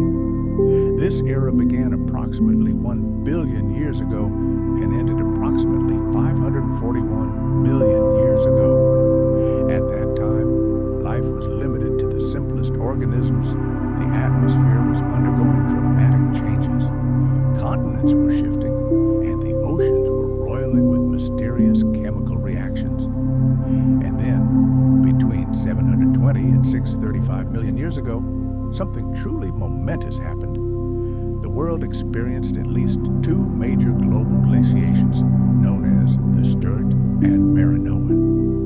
The first, the Sturt glaciation, began about 717 million years ago and lasted a full 50 million years. Imagine, glaciers reached the equator, and the average surface temperature of the planet plummeted so low that ice covered virtually every centimeter of land and sea. Ocean currents, the drivers of climate, ground to a halt. If life flickered at all, it was only in isolated oases, sheltered from the icy breath of the outside world. But worst of all was the cold.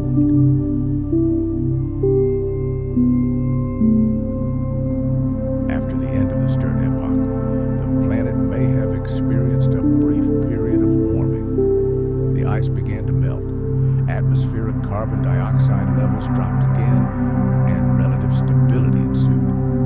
But this peace was short-lived. About 650 million years ago, a second great freeze struck, the Marinoan glaciation. It was slightly shorter, perhaps lasting about 15 million years, but no less catastrophic. The ice returned. The oceans froze again. Earth sank once again into an ice coma. The second phase of Snowball Earth had begun. There may have been a third event, known as the Gasquier's glaciation, which occurred approximately 580 million years ago. True, it was less total, and many scientists debate whether it can be considered a true snowball. However, it still left glacial deposits in the most unexpected places, suggesting that the world has still not recovered from the deep freeze. It's important to understand that these glaciations weren't random.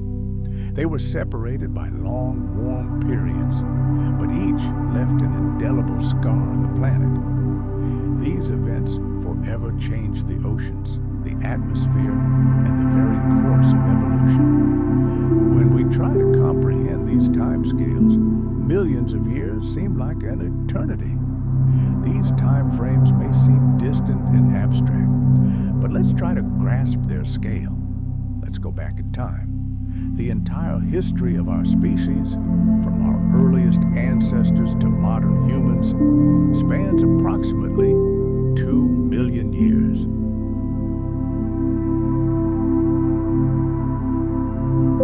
Now imagine that during this same period, global glaciations, which turned the Earth into a snowball, could have happened again and again. Each such event was a catastrophe, stretching out over millions of years.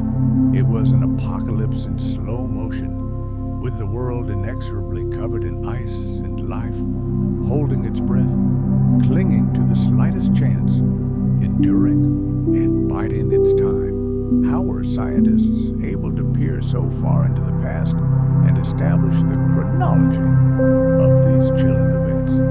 Using advanced dating techniques, they had access to tiny crystals, veritable time capsules known as zircons. These minerals contain uranium, which transforms into lead over time at a completely predictable rate.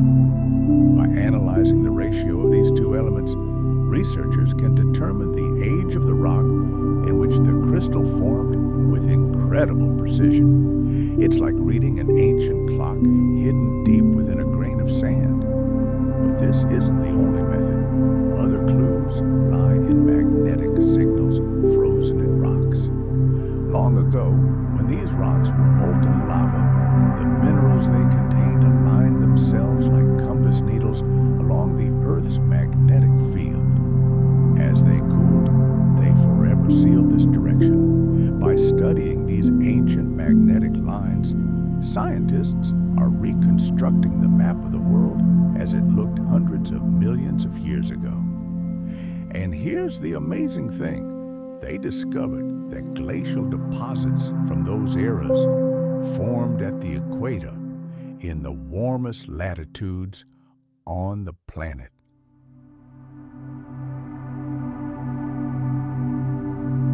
This became irrefutable proof of the hypothesis. Ice didn't just touch the tropics, it conquered them. The eras we call Snowball Earth weren't just prolonged winters. They were global climate shifts lasting tens of millions of years. They reshaped the planet's geology, paused biological evolution, and when they finally ended, changed the world beyond recognition. These icy episodes didn't end life, but they did push it to the brink. And yet, without them, our planet might never have become what we know it as, full of forests, amazing animals, and human civilization. Sometimes, it's the most brutal challenges that trigger life to take incredible leaps forward. Mere figures cannot convey the full horror of that era. The cold that gripped the Earth during these great glaciations was more than just a skin-tingling frost. It was an all-consuming force that wiped entire ecosystems from the face of the planet, encased the oceans in an icy shell, and silenced the very sky. This cold was so absolute and profound that it halted all of Earth's natural cycles. Temperatures plummeted to levels unimaginable to modern humans and remained at that level for millions of years. Scientists estimate that at the peak of the glaciation, the average global temperature could have dropped below minus 50 degrees Celsius. Just think about it. Even at the equator, where today the air heats up to 40 degrees Celsius, there was a slight frost just below freezing.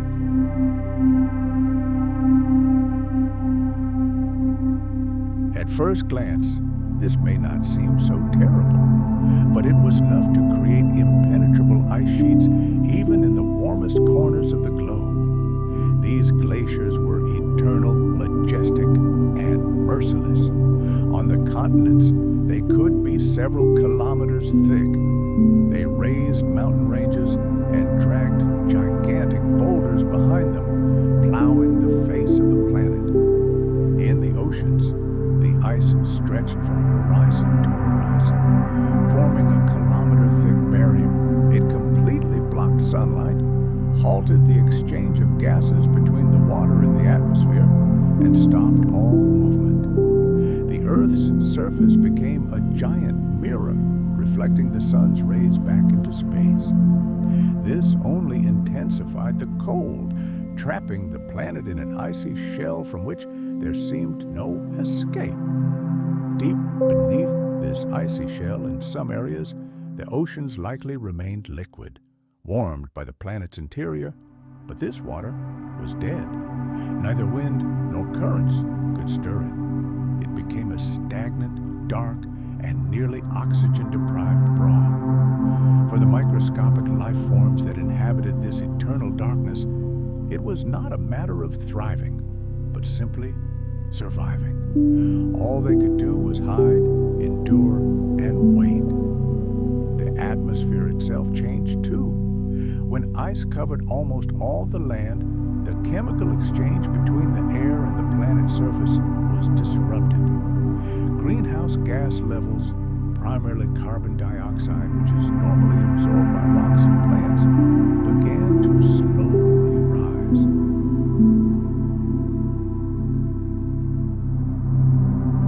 The icy air contained almost no moisture, leading to a global drought. Snowstorms became extremely rare. Precipitation was virtually non-existent. Only an all-pervasive, lifeless cold enveloped the planet, space, Earth would appear as a ghostly pale white sphere, a world without blue oceans or green continents, a planet devoid of color. Its clouds were barely visible, and the entire surface seemed motionless, frozen in time. The familiar blue and green gave way to a harsh, icy landscape and silence. Unlike a normal winter, this cold never brought spring. This cold lasted season after season, generation after generation, and microscopic life resigned itself to this icy silence. The ice did not retreat. The door to the warm world remained locked, and the planet sank into a deep, unbroken slumber. For us humans, even a short stay in such conditions would be fatal.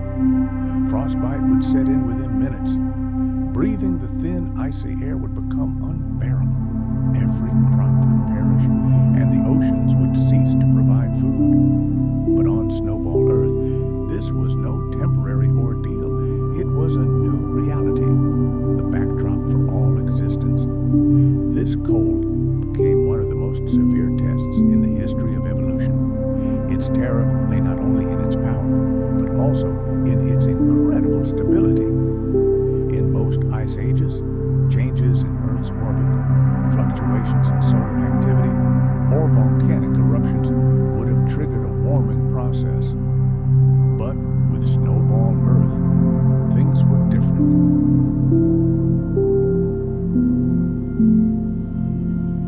The deadly feedback loop proved too powerful. White ice reflected sunlight, preventing it from warming the surface. This led to the formation of even more ice, which reflected even more light, and the cycle repeated itself over and over. Once the planet entered this state, there were virtually no natural escape routes. Radical measures were needed. This is a source of grave concern to modern scientists. They believe that Earth, once frozen in this manner, might never thaw.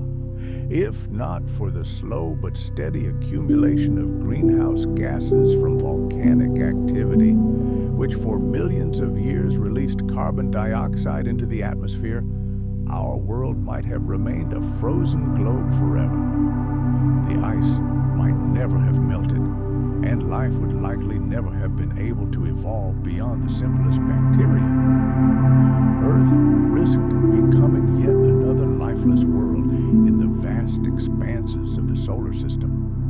The cold of Snowball Earth wasn't just a low temperature. It was a powerful force that crushed life itself, reshaped ecosystems, and deprived the planet of its ability to breathe. This cold altered the contours of the continents, the chemical composition of the oceans, and brought all life to the brink of extinction. Our world is not just a fragile system, but also an incredibly balanced one.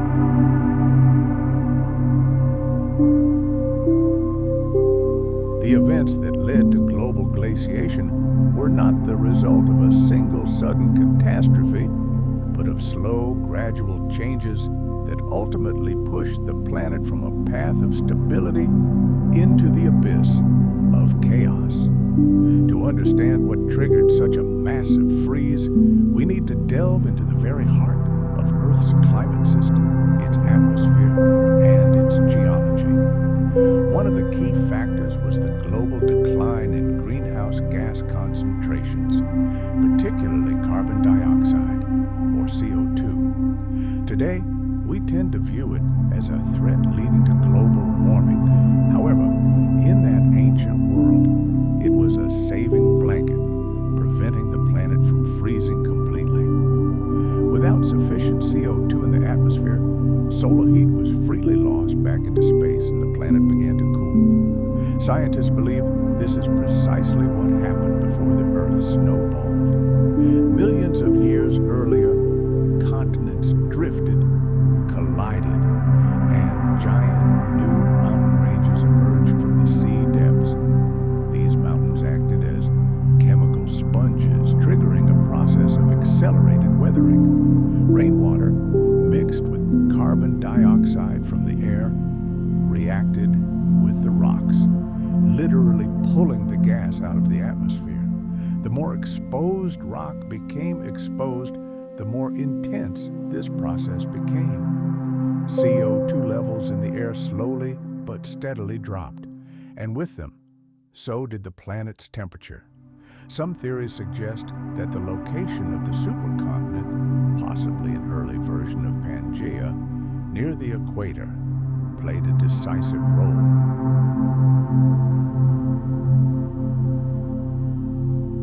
Vast land masses here were exposed to the scorching sun and tropical rains, which greatly accelerated chemical weathering, sucking carbon dioxide from the atmosphere at a catastrophic rate. When the atmosphere cooled sufficiently, ice caps began to grow at the poles. At first, it resembled a typical ice age, but then that devastating feedback mechanism kicked in. The more ice there was, the more sunlight was reflected back into space.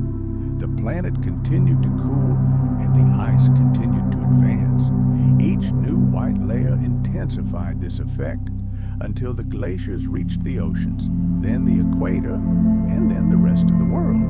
There was another factor that added fuel to the fire. In that distant Neoproterozoic era, our sun was slightly dimmer than it is today. Imagine our sun, but not as we know it. Millions of years ago, it shone dimmer, giving the planet almost 4% less of its energy. This seemingly insignificant change made the young Earth incredibly fragile, vulnerable to the encroaching cold. In this ancient world, where the atmosphere contained fewer warming greenhouse gases and the sun was weaker, the planet simply had no room for error. The delicate climatic balance was upset. Any event, even the most insignificant, could have been the very trigger that would set off an irreversible chain reaction of global glaciation. And here, another powerful force enters the picture: volcanic activity. It played a cunning dual role in this drama.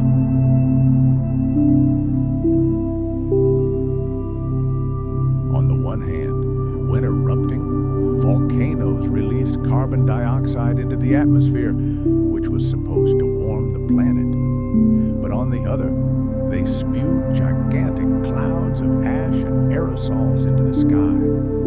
These particles acted like a giant mirror, reflecting precious sunlight back into space and contributing to even greater cooling. Just imagine the scene: a series of powerful eruptions that filled the sky with billions of reflective particles.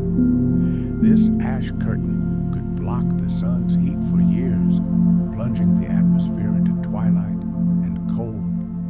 And if such a cataclysm occurred during an already unstable period, it would be more than enough to give the planet the final push into the icy abyss, turning it into a giant snowball.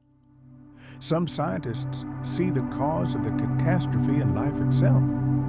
Around the time Earth was preparing for the first great glaciation, the oceans literally seethed with new life forms. Photosynthetic organisms, simple algae and cyanobacteria, began their triumphant march across the planet. But this triumph had a dark side. By absorbing carbon dioxide from the atmosphere for their growth, these tiny creatures unknowingly weakened the greenhouse effect that protected Earth from the cosmic cold. Ironically, life itself, in its quest to thrive, may have triggered a crisis that nearly destroyed it entirely. But whatever the combination of factors that led to this catastrophe, the result was the same.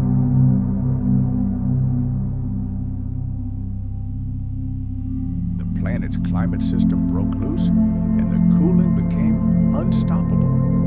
As soon as the ice began its advance from the poles, Earth lost all ability to restore its equilibrium. This moment in history vividly demonstrates how fragile and interconnected the planetary system is. The atmosphere, geology, biology, and even complex web. And when a single thread in this web snaps, even a seemingly insignificant change can lead to consequences of truly apocalyptic proportions. The era of Snowball Earth became not just a lesson in the power of cold, but a dire warning of how sensitive our planet is to change.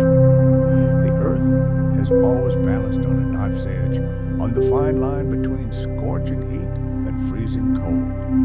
However, in the Neoproterozoic era, this fragile balance was irrevocably disrupted. A world bound by ice was a foregone conclusion, and there was no easy way back from this icy hell.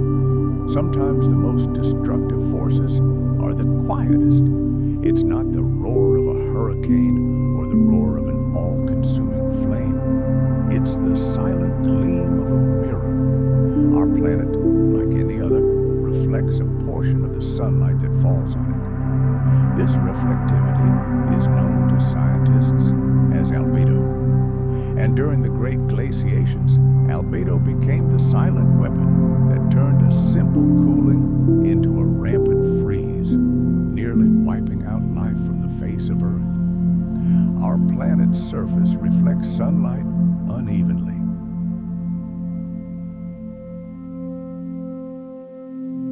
Glittering ice and pure snow can send up to 90% of all solar radiation that hits them back into space.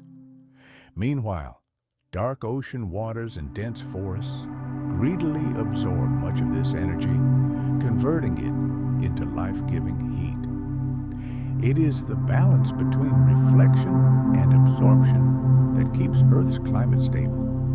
But what happens if this balance is disrupted? Long before the onset of total glaciation, the planet had already begun to cool. Atmospheric carbon dioxide levels were falling, and the sun's rays may have dwindled slightly. The first ice caps began to form at the poles. And with the advent of these glaciers, a sinister mechanism was triggered. The planetary albedo began to rise.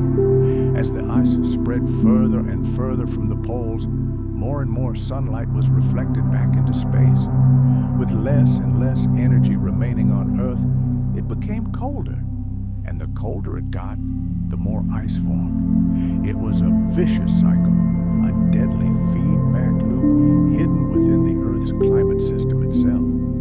The more the planet cooled, the more it reflected sunlight. And the more it reflected, the faster it cooled. Scientists believe there was a critical point when the ice cap reached a latitude of approximately 30 degrees from the equator. The point of no return was passed.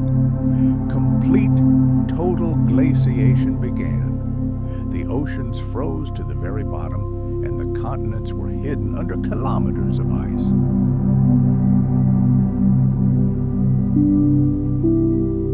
The planet turned into a giant icy mirror, indifferently reflecting sunlight into the black void of space. Unlike other natural cycles, this process was virtually irreversible. Once ice had captured the planet, it itself maintained this perpetual cold. Even if atmospheric greenhouse gas levels began to rise again, the blindingly white surface would have reflected almost all the heat, preventing it from penetrating. Earth could have survived in this frozen state for thousands, even millions of years. Only a colossal, unimaginable accumulation of heat in the atmosphere could have penetrated this icy armor. This feedback loop explains why Snowball Earth wasn't just another ice age, but something far more terrifying. Normal ice ages ebb and flow with changes in Earth's orbit or solar activity. But Snowball Earth shifted the planet to an entirely new, stable, frozen state.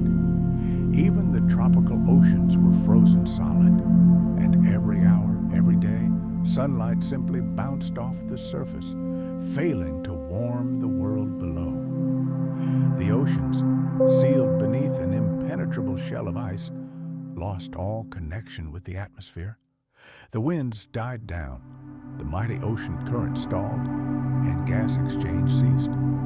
Heat no longer circulated around the planet. Life sheltering at the bottom found itself trapped in isolated oases, separated by kilometers of ice and eternal darkness. The Earth became more than just cold. It became deathly quiet.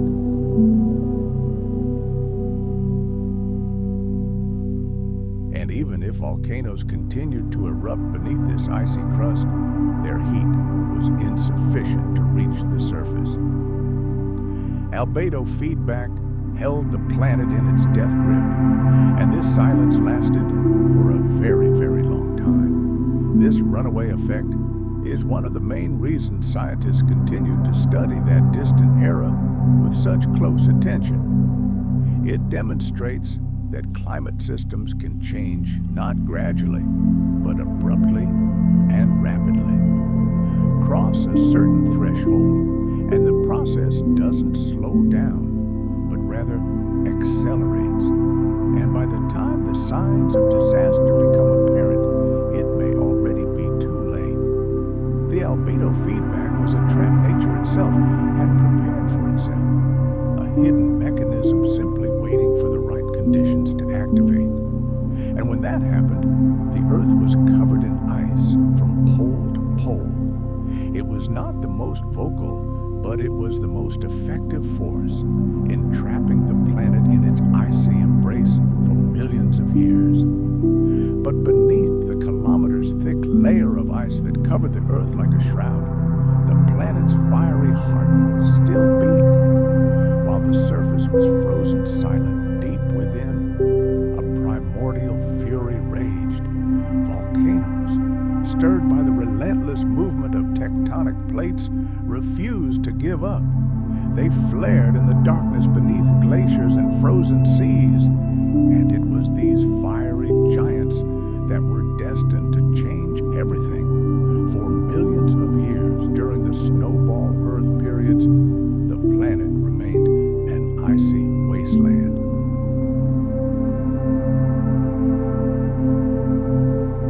But beneath its surface, geological forces continued their work without rest. Magma forced its way through cracks in the crust. Pressure built in deep magma chambers, and eventually molten rock, ash, and gases found their way out, even though the world was buried beneath kilometers of ice. Some of these eruptions occurred on the ocean floor, hidden by ice sheets. Others occurred on land, where the incredible weight of the glaciers only increased the pressure on the molten chambers below. When a volcano erupted beneath the ice, the heat of its lava melted entire tunnels and caves within the glacier, creating subglacial lakes and rivers that bubbled and evaporated within the ice cap. However, this effect was only temporary. The heat was never enough to melt the entire ice sheet, and the cold always returned, healing the wound. However, these eruptions brought more than just heat. They released gases into the atmosphere, and the most important of these gases was carbon dioxide. Volcanoes are one of the most powerful sources of this gas on Earth, but under normal conditions, it is constantly involved in the cycle. The weathering of rocks absorbs it from the atmosphere. However, during the Snowball Earth, when all the continents were reliably covered in ice, this process virtually stopped, and the carbon dioxide simply had nowhere to go. It began to accumulate. Typically, carbon dioxide emitted by volcanoes dissolves in rainwater and reacts chemically with exposed rock.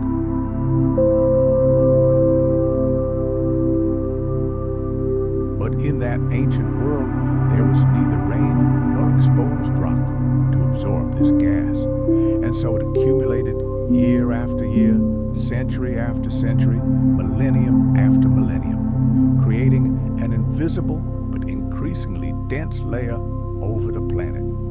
Over millions of years, atmospheric carbon dioxide concentrations reached levels unimaginable, perhaps 1,000 times higher than today's levels. And with each new molecule of this gas, the greenhouse effect grew stronger. This was the beginning of the end for the icy world.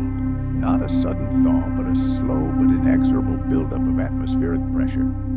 Eventually, this greenhouse gas cloud became so dense that it could trap enormous amounts of heat. Sunlight, previously almost entirely reflected from the icy surface, began to penetrate and be trapped in the atmosphere.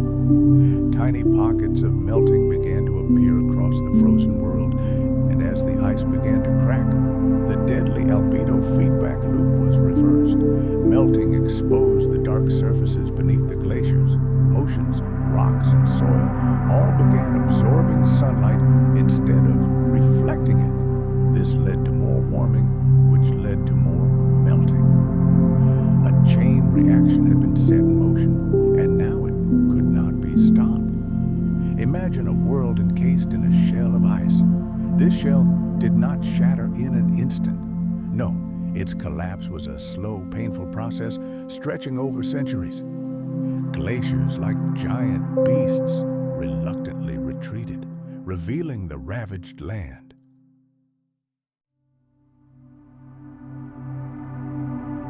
The oceans, long silent, icy wastes, finally breathed freely, and rain fell upon the planet, the first in tens of thousands of years. Finally, after an eternity of cold, the Earth could breathe again. All this time, while the eternal cold reigned on the surface, a fiery heartbeat deep within the Earth. The volcanoes never gave up. Their tireless work, their patient, methodical releases of gases into the atmosphere over millennia, became the only weapon that could break the icy grip. It was no instant salvation, no miracle. It was a long, grueling war of attrition in which the planet created the conditions for its own healing. And then, when the scales finally tipped in its favor, the world awoke from its lethargy. However, this awakening was brutal. The end of the Great Ice Age brought no peaceful spring. The colossal amount of carbon dioxide accumulated in the atmosphere triggered a greenhouse effect of unprecedented intensity. Temperatures soared to extreme levels. Oceans freed from ice literally boiled, releasing dissolved gases. Monstrous floods caused by the rapid melting of ice caps swept across the continents. Streams of fresh water gushed into saltwater seas, disrupting ancient currents and radically altering the chemical composition of the world's oceans. Overnight, the Earth transformed from an icy globe into a scorching hothouse, experiencing perhaps the most abrupt and dramatic climate transition in its entire history.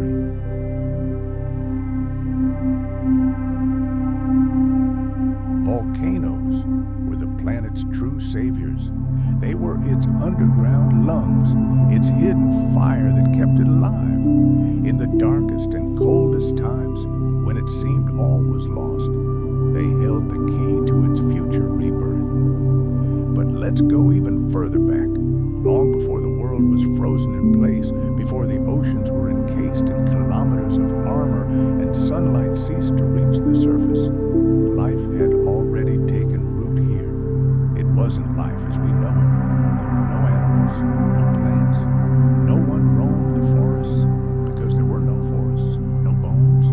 But life existed, quiet, unnoticed, and incredibly patient. And it had already begun to change the planet, laying the foundation for eras to come. Before the Snowball Earth disaster, life on our planet was predominantly microbial. Single-celled organisms ruled the world. Imagine ancient oceans bathed in the light of the young sun.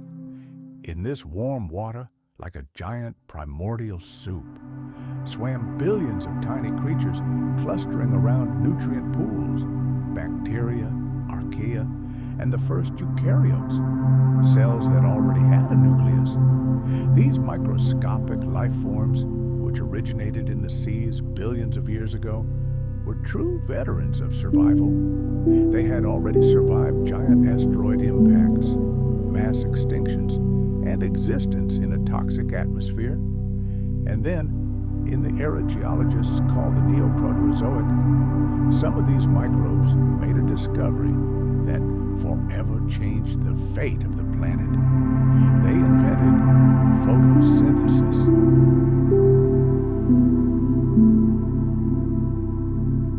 This process was truly revolutionary. It gave living organisms the incredible ability to convert sunlight energy into food and release oxygen into the environment as a byproduct. For hundreds of millions of years, these microscopic photosynthesizers worked tirelessly. They transformed the Earth's atmosphere, slowly but surely saturating it with oxygen and making the world increasingly habitable for more complex life forms. They formed enormous colonies known as stromatolites. These living carpets of cyanobacteria covered the shallows, greedily absorbing the sun's rays and literally forging a new world. The chemical composition of the oceans began to change dramatically. This process, known as the Great Oxidation Event, began long before the global glaciation, but it was in the Neoproterozoic that its effects became truly noticeable. Rising oxygen levels in water and the atmosphere triggered the evolution of more complex cells. The first organisms with nuclei and complex internal structures appeared, the distant ancestors of absolutely all modern animals, plants, and fungi. In some corners of the planet, primitive multicellular life was already emerging. Tiny, soft-bodied organisms, strange, gelatinous creatures lacking either shell or skeleton. These were the first tentative steps of evolution toward the incredible diversity we know today. But all this progress was extremely fragile.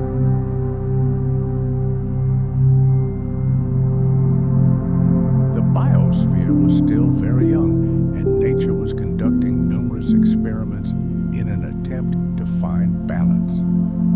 The vast majority of these first complex organisms were entirely dependent on the ocean's surface, where there was ample light, heat, and energy. In those distant times, ecosystems were tiny and vulnerable, as the planet itself was nutrient poor.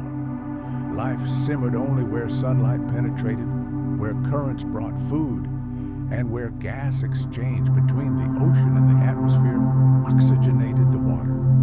But another world existed. In the impenetrable darkness of the ocean depths around hydrothermal vents, a unique life teemed.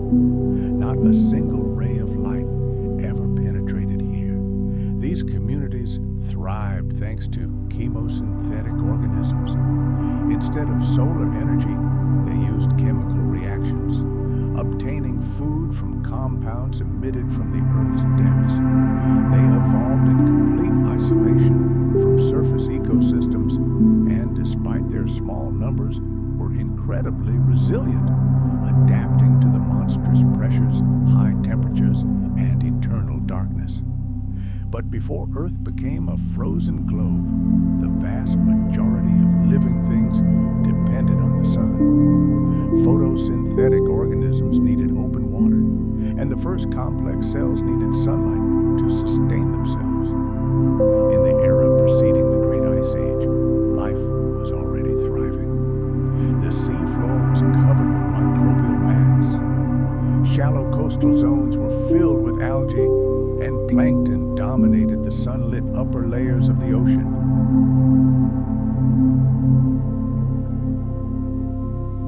And so, when glaciers began advancing from the poles, all this splendor was buried beneath their inexorable thickness.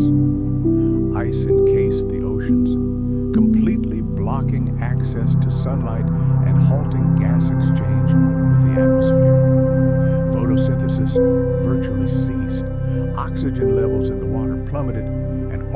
complex life, barely having had time to emerge, was on the brink of total annihilation. Fossil evidence from that era is extremely scarce. This isn't because life was absent, but because the organisms of that time lacked hard body parts capable of preserving themselves for millions of years. All that remains are faint imprints in ancient rocks, chemical traces of biological activity, and microscopic fossils of individual cells. These scattered fragments tell us that life was preparing for a veritable explosion of diversity. But the ice sheet that enveloped the Earth put this great evolutionary experiment on hold. It was the most brutal test of resilience before the incredible blossoming that would occur millions of years later. Life before the glaciers arrived was tiny, simple, and fragile, but it was also incredibly resilient. It had already survived billions of years of chaos, and even as the glaciers advanced and the world plunged into darkness, life sought a way to survive. As ice closed over the oceans and the sky darkened with perpetual clouds, life on Earth faced its most severe challenge in its history. The planet's surface became silent.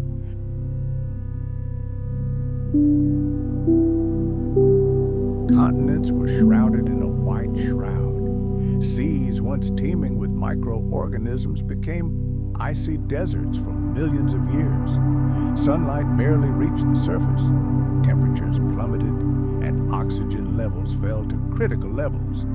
But even in this icy, deathly silence, life persisted. During the Snowball Earth era, survival wasn't about growth or conquering new territories. The primary goal was to hide, lie low, and adapt, grasping for every opportunity. The planet became completely hostile to almost everything. Photosynthetic organisms lost light. Ocean circulation slowed or stopped altogether. Nutrients were trapped beneath the ice. And yet, a few tiny pockets of life survived. The most likely refugees were the ocean depths near hydrothermal vents. Here, on this superheated alien world, life continued its journey. Mineral-rich water seeping from the Earth's depths created an oasis of warmth and chemical energy amidst an icy hell. Chemosynthetic bacteria and archaea thrived around these black smokers. They didn't require sunlight, feeding on hydrogen sulfide and other compounds from the geothermal emissions. This life was primitive, but incredibly resilient. It arose long before the glaciations and could exist in complete darkness. These deep-sea communities may have been the last bastions of life during the darkest times. Protected by kilometers of water and ice, they existed in absolute silence, impervious to the chaos that reigned above.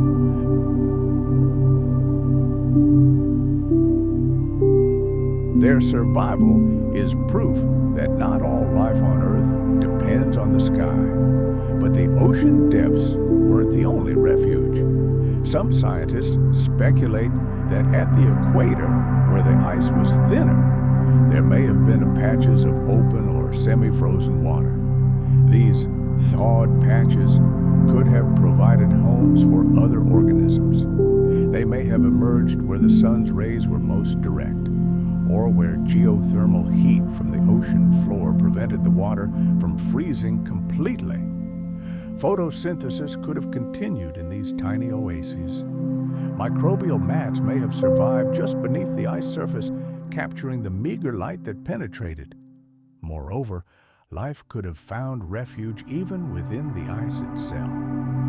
In so-called cryoconite pits, small depressions filled with meltwater, dust, and microbes.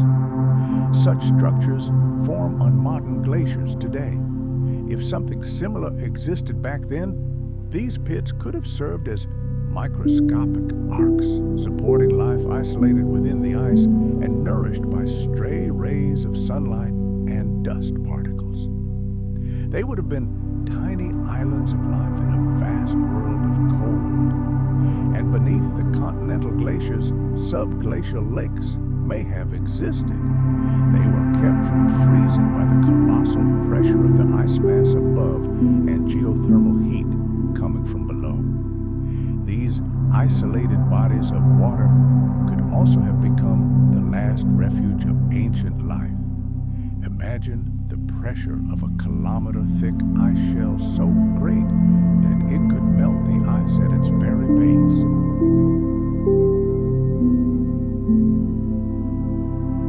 It is this phenomenon that allows water to exist as a liquid even in the extreme cold of space.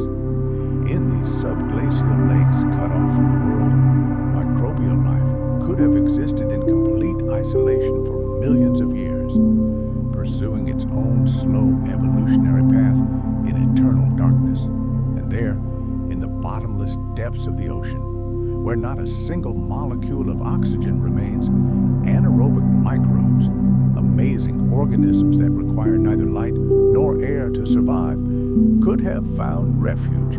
These unique life forms, true masters of survival in extreme conditions, would have made an invaluable contribution to preserving the spark of life during that icy age. However, on the surface, things were different. The vast majority of terrestrial organisms were likely doomed. They perished during long, endless periods of freezing temperatures, depriving them of the bare necessities: light for photosynthesis, warmth for life, and nutrients for growth. Their mass extinction triggered a catastrophic collapse, derailing the entire food chain. The oceans, once teeming with life, became a silent biological desert. In this dead world, only the most resilient and undemanding microbes remained, capable of surviving the apocalypse. During this global catastrophe, known as Snowball Earth, a lack of oxygen became yet another deadly test for all life. Photosynthesis, the great engine of life, almost completely halted. Oxygen production ceased.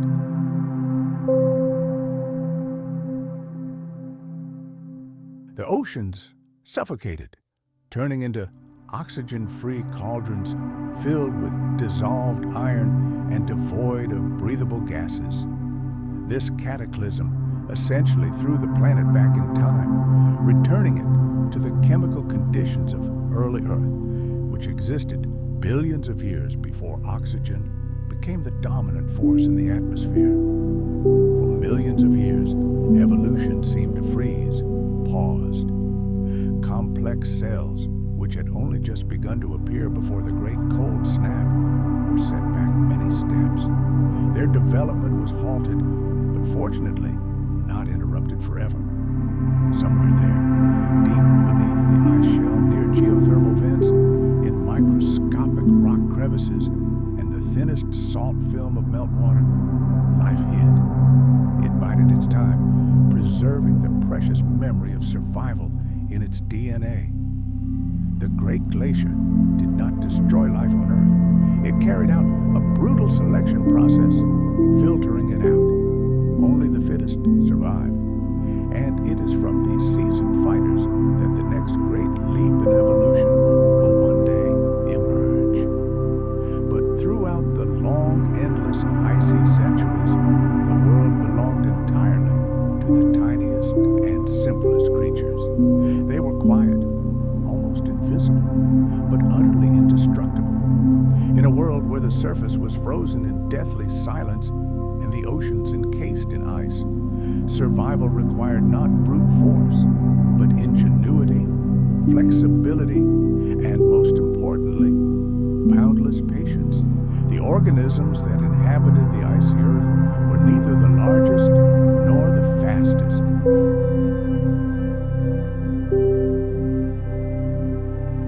They were the only ones who managed to slow their metabolism, enter suspended animation, and adapt to the harshest conditions our planet had ever seen. The first and foremost survival strategy was isolation. life retreated to the few refuges where the cold couldn't reach. Hydrothermal vents on the ocean floor, a kind of underwater volcano, were among the safest places. Here, superheated, mineral-rich fluids erupted from fissures in the seafloor, creating a stable oasis of warmth and energy amidst the frozen planet. The microbes that swarmed around these black smokers employed a unique strategy: chemosynthesis. Instead of relying on sunlight, which was non-existent, they learned to draw energy directly from chemicals like hydrogen sulfide and methane, essentially feeding on poisons. This life form was quiet, adapted to extremes, and completely self-sufficient. Another crucial tactic used by microorganisms was the ability to enter into profound hibernation. Many were capable of slowing their metabolism almost to a standstill. In this death-like state, they could survive for millennia without food, warmth, or light. Some formed protective spores, super strong shells that could withstand monstrous temperatures, colossal pressure, and deadly radiation. These dormant, time-traveling cells drifted through the dark ocean waters or were buried under layers of sediment, patiently awaiting the moment when the world would change for the better.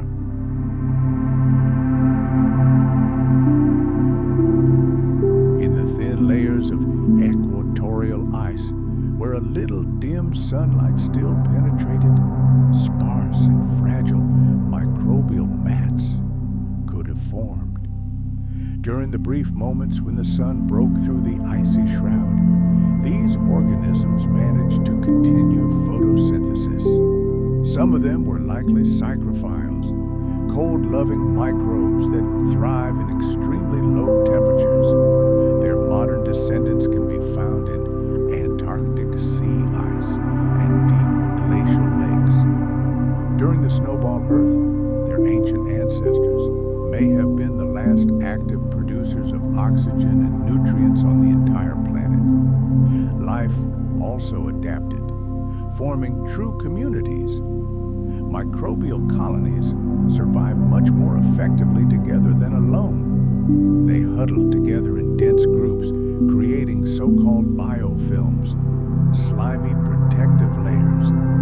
These living shields helped retain precious moisture, share resources, and create a more stable microenvironment than the icy hell outside. Some of these biofilms could form directly within the ice, in the pores of rocks, or under thin layers of seafloor sediments, where weak geothermal heat still reached. In subglacial lakes, trapped in meltwater beneath the ice, a completely new survival strategy emerged: chemical waste recycling. These hidden bodies of water were isolated from the surface for millions of years. However, the microbial life within them was able to create completely closed cycles in which the waste of one organism became food for another.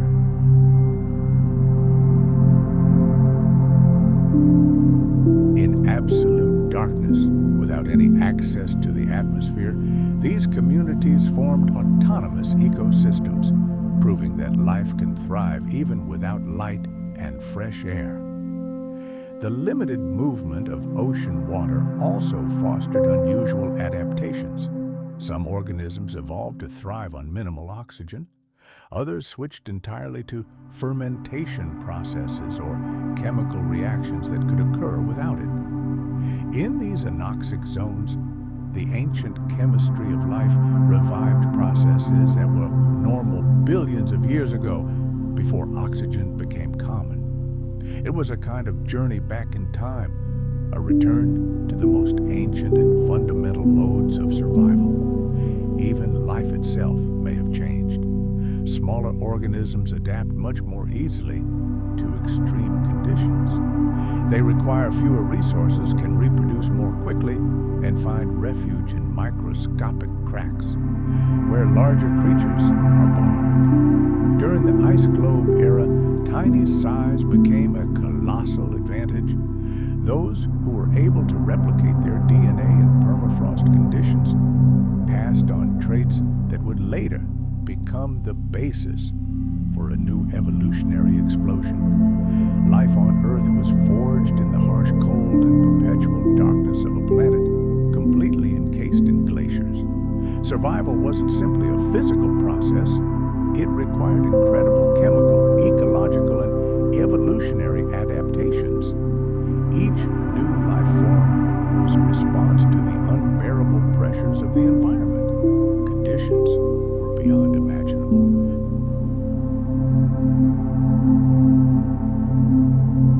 No sunlight, no fresh oxygen, no nutrient cycling, no seasonal cycles, only endless cold, darkness, and deafening silence. But even in these hellish conditions, the foundations of future resilience were born. Flexibility, cooperation, and the ability to wait. Life didn't try to confront the ice cap head-on.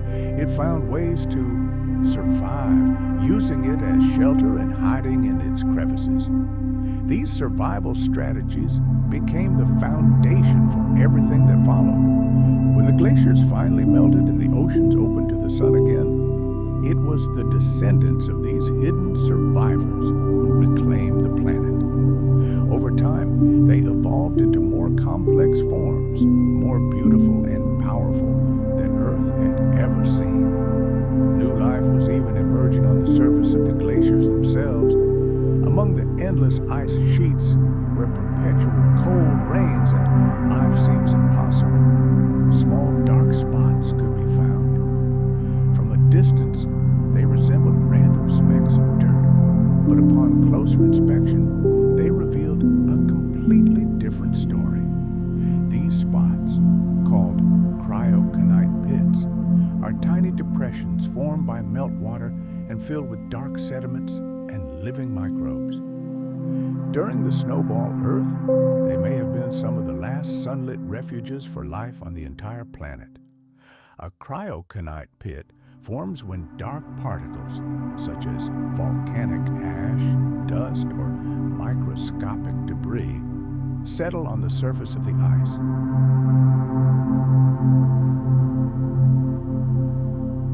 These dark particles absorb much more sunlight than the surrounding white ice, causing the area beneath them to begin to melt slightly. Over time, this depression deepens, filling with precious liquid meltwater.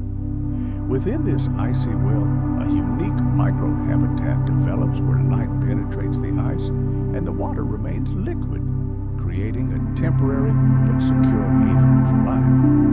Modern cryoconite pits serve as a vivid reminder of how life manages to thrive in the harshest conditions.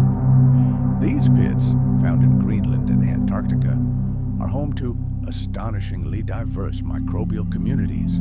They teem with life, teeming with bacteria, algae, fungi, and even microscopic animals. They feed on organic matter, exchange gases, and reproduce in narrow columns of liquid surrounded by ice. These microscopic ecosystems are striking examples of isolated, resilient, and surprisingly complex systems. During the Ice Age, when much of the ocean froze and terrestrial life virtually disappeared, cryoconite pits may have become one of the few habitats where photosynthesis continued. In regions closer to the equator, where the sun, albeit dim, shone, and the ice crust was perhaps thinner, these pits formed more easily. Once formed, they provided a small but crucial advantage: access to light and liquid water. Photosynthetic microbes such as cyanobacteria could have thrived in these depressions, using filtered sunlight to generate energy and produce precious oxygen.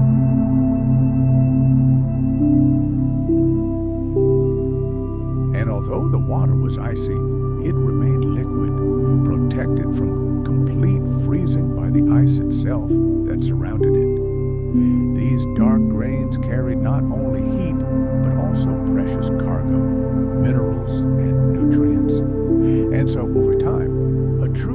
microscopic oasis could have emerged in the midst of an icy desert. Before us, a self-sufficient ecosystem is forming, fed by the meager light of the sun and reliably protected from the deadly cold by a thick layer of transparent ice. Let's be honest, these cryoconite ecosystems, as scientists call them, weren't ubiquitous. Far from it. They were rare, incredibly fragile refuges constantly on the brink of destruction. Any glacial movement, a new layer of snowfall, or an anomalous cold snap could destroy this small world forever. And yet, even a small number of such oases were of colossal importance for the future of the planet. They became a kind of life preserver, the last bastions that gave key organisms a chance to survive the most merciless stages of global glaciation. Let's dive inside such a cryoconite pit. Here, life flickers in a layer of water just a few millimeters thick. The temperature teeters on the brink of freezing around 0 degrees Celsius. Oxygen is catastrophically low, and there are barely enough nutrients to support even the most primitive processes. But what's striking is that these conditions are painfully similar to those we see today in the most extreme corners of our planet.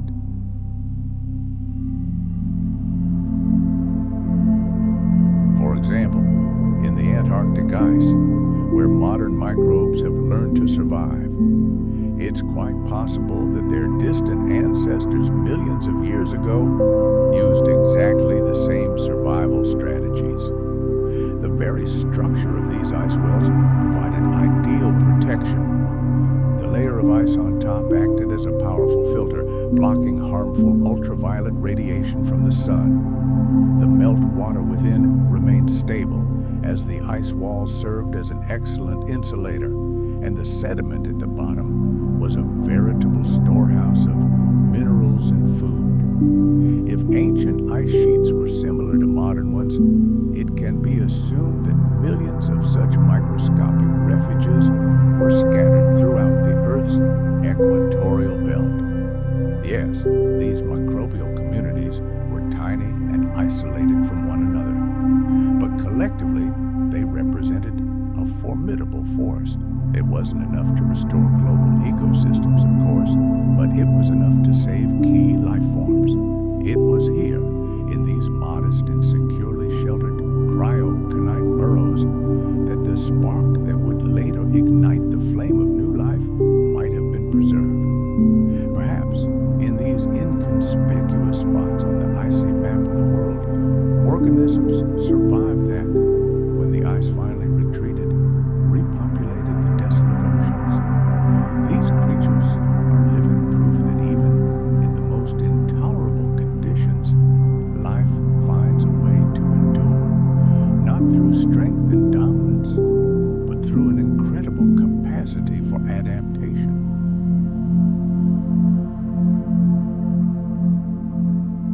In the great saga of Snowball Earth, cryoconite burrows were more than just shelters. Imagine them as the smoldering embers of a giant bonfire buried beneath the snow.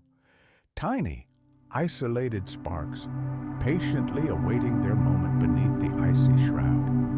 And when the great thaw finally arrives, it will be these sparks that will help reignite the flame of life across the planet. When the entire planet froze and the oceans disappeared under kilometers of ice, one seemingly simple, yet in fact terrifying, question hung in the air. What happened to photosynthesis? If it stopped, how could life continue at all? The answer to this question is ambiguous, but it exists, and it reveals just how close our world came to the brink of total biological extinction. After all, photosynthesis isn't just a biological process. It's the fundamental engine of almost all complex life on Earth. It converts sunlight energy into food, allowing organisms to grow and develop. And as a byproduct, it oxygenates the atmosphere. Without it, the oceans would suffocate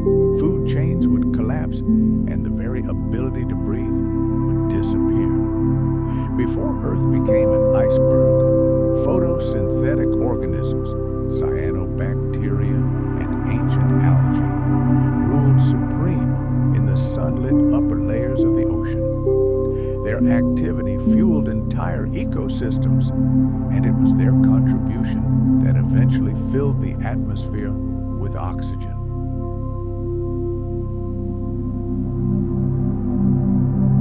These invisible microscopic factories floating in the water literally reshaped the face of the entire planet.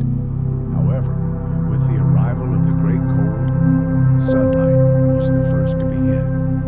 The expanding ice sheet acted like a giant mirror, reflecting more and more heat back into space. The equator, once bathed in tropical heat, became pale and cold. The oceans were first covered in seasonal ice, and then by permanent, kilometers-thick glaciers.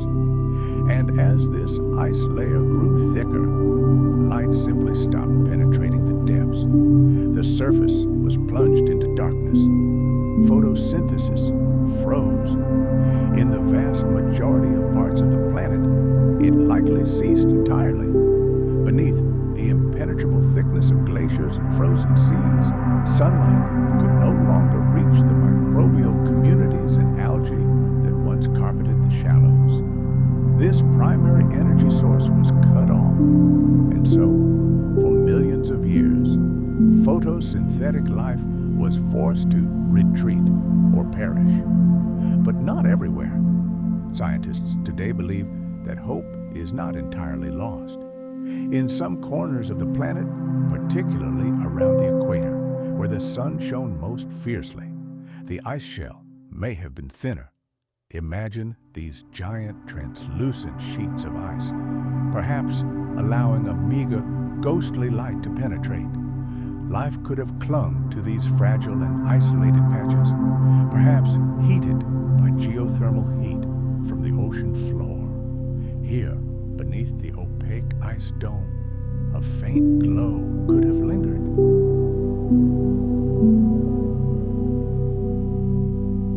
And this ghostly light could have been enough for some photosynthetic microbes to continue their desperate struggle for survival. We can find modern analogs today in Antarctica. There, beneath sea ice several meters thick, colonies of algae and bacteria manage to survive.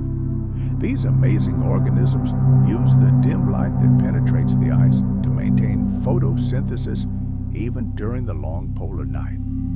It's quite possible that their ancient ancestors adapted to the conditions of icy Earth in a similar way, learning to capture every available photon of light and developing systems capable of operating in near total darkness.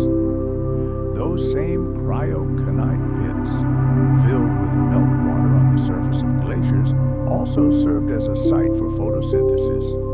Although these pools were tiny and isolated, they contained everything they needed: liquid water, nutrients, and most importantly, light. In these conditions, cyanobacteria and other microbes could grow slowly but surely, sustaining their life processes and producing precious oxygen. Some researchers go even further, suggesting that giant cracks in sea ice formed by wind or ocean currents may have served as temporary windows. Through them, sunlight could have penetrated directly into the water.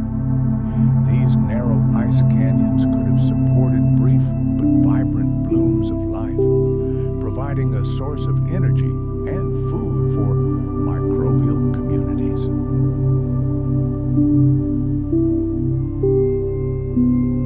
Yet, compared to the thriving biosphere that existed before the Ice Age, photosynthesis on Snowball Earth was reduced to an absolute minimum.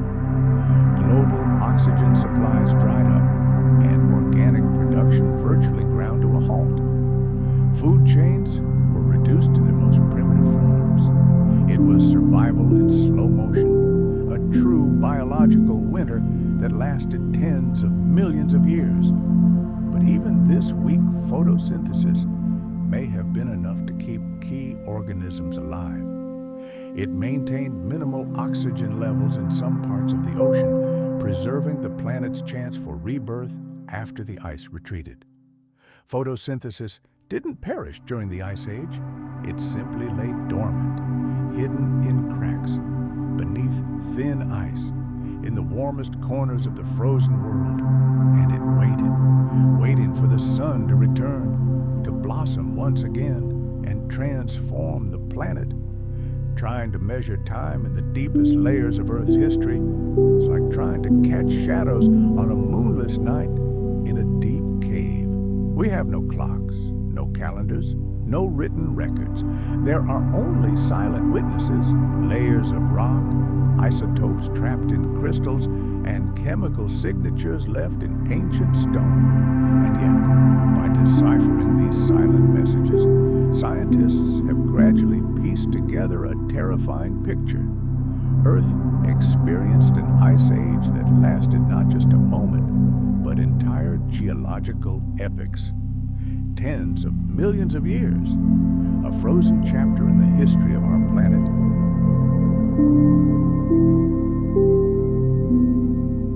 The two most brutal glaciations, known as the Sturtian and Meridian, lasted approximately 50 and 15 million years, respectively.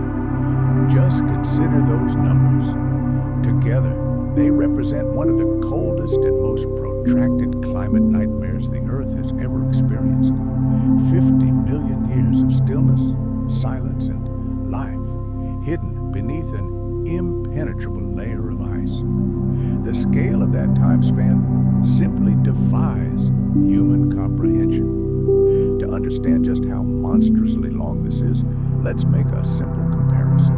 Modern humans, our species, have existed on the planet for only about 200,000 years.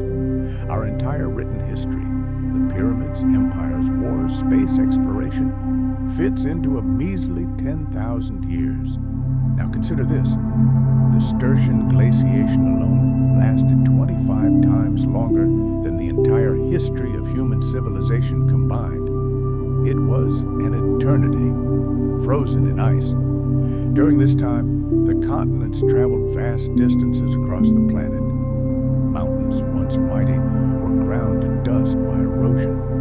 Volcanoes were born and died. And life, if it flickered anywhere at all, existed in almost complete isolation from the rest of the world. Of course, the duration of these glaciations was not uniform across the planet. In some regions, glacial captivity may have been shorter. In others, ice may have frozen the surface for unimaginably long periods.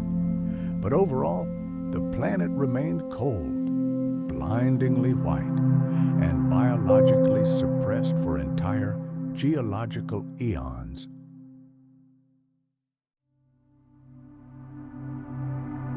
How did scientists peer so far into the past?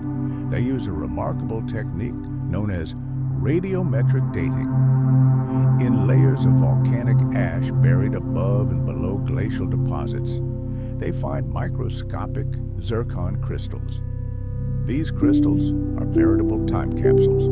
Trapped within them are radioactive elements such as uranium, which decay over time and turn into lead. By studying the ratios of these elements, scientists can calculate the age of these volcanic layers with astonishing accuracy, down to several 100,000 years, and thus determine how long the Ice Age lasted. And this data convincingly proves that it was the longest and most severe freeze in Earth's history. Let's travel back in time to an era when our planet was frozen solid. The Earth's geological record contains irrefutable evidence. These ice ages were not fleeting periods of cooling. Peering deep into ancient rock formations, we discover direct evidence of this cataclysm. Massive layers of glacial tillites, a kind of stone concrete compressed by a colossal mass of ice, appear before us. These layers clearly tell us that the giant glaciers didn't simply arrive once. They advanced and retreated again and again in an endless cycle of freeze-thaw. Even at the molecular level, This era left its mark. Chemical signatures locked in carbon isotopes scream of a global disruption in the planet's life cycle that stretched over millions of years.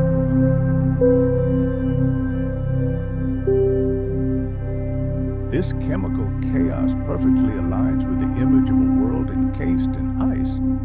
Biological activity has virtually ceased, and the process of storing organic carbon, the basis of life, has fallen to critically low levels. The fossil record confirms this grim picture. While microbial fossils were found throughout the world before the onset of the Great Cold, in layers corresponding to the Snowball Earth era, they become incredibly rare, sometimes disappearing altogether. Only after the icy shackles fall do entirely new, previously unseen life forms begin to emerge in geological history, as if the planet were awakening from a long coma. This biological pause precisely corresponds to the geological record of a world trapped in ice. This period of prolonged cold stagnation was perhaps one of the most dire threats life on Earth has ever faced. Imagine instantaneous catastrophes like a supervolcano eruption or a giant asteroid impact. They wreak monstrous destruction, but their effects, on a planetary scale, pass relatively quickly. However, the long sweltering glaciation, known as the Snowball Earth hypothesis, was an entirely different ordeal. It didn't kill instantly, it suffocated slowly and inexorably. Its pressure was constant, and to survive, life had no choice but to adapt and evolve. Some researchers believe that even at the very height of this icy era, brief flashes of warmth may have occurred.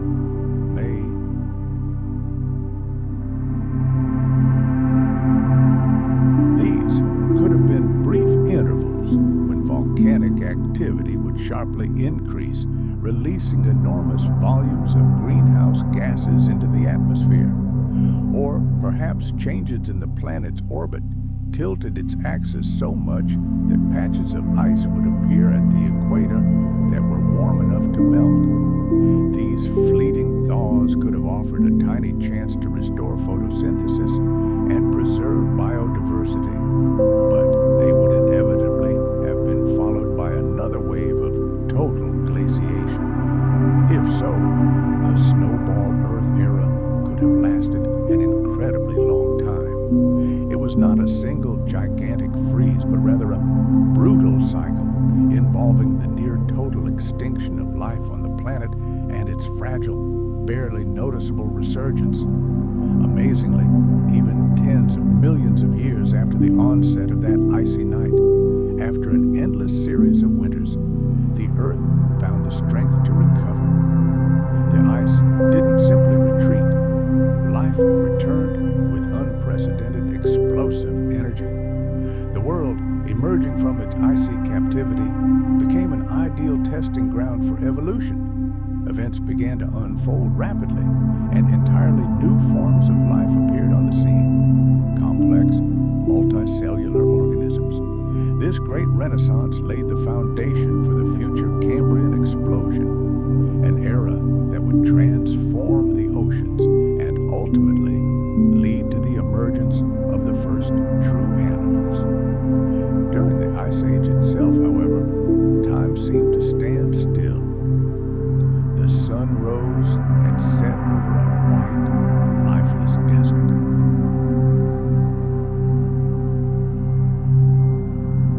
Glaciers, slowly and silently, scraped the continents beneath them. Somewhere, deep beneath the icy shell, life flickered in tiny oases. Thousands of generations of microscopic creatures succeeded each other, taking microscopic steps in evolution and awaiting the moment when the world would change and the light would return. For tens of millions of years, the Earth remained in a state of great silence. Ice sheets, kilometers thick, covered the land, and the oceans were locked in impenetrable ice. The sun shone, but its rays surface could not warm the planet. There were no storms, no rivers, no changing seasons, only an eternal ringing silence. But beneath that frozen shroud, changes were already brewing, not sudden and loud, but slow, constant, and inevitable. And then, when it seemed all hope was lost, salvation came not from the heavens, but from the very depths of the planet. While an icy silence reigned on the surface, the fiery heart of the earth continued to beat. Deep beneath the crust, volcanoes showed no sign of giving up. They continued their tireless work. Hot magma rose from the depths, feeding underwater ridges and volcanic islands, and each eruption was accompanied by a release of carbon dioxide into the atmosphere. Under normal conditions, this gas would participate in a natural cycle. Rain would dissolve it, turning it into a weak acid that would react with rocks and eventually become bound in minerals.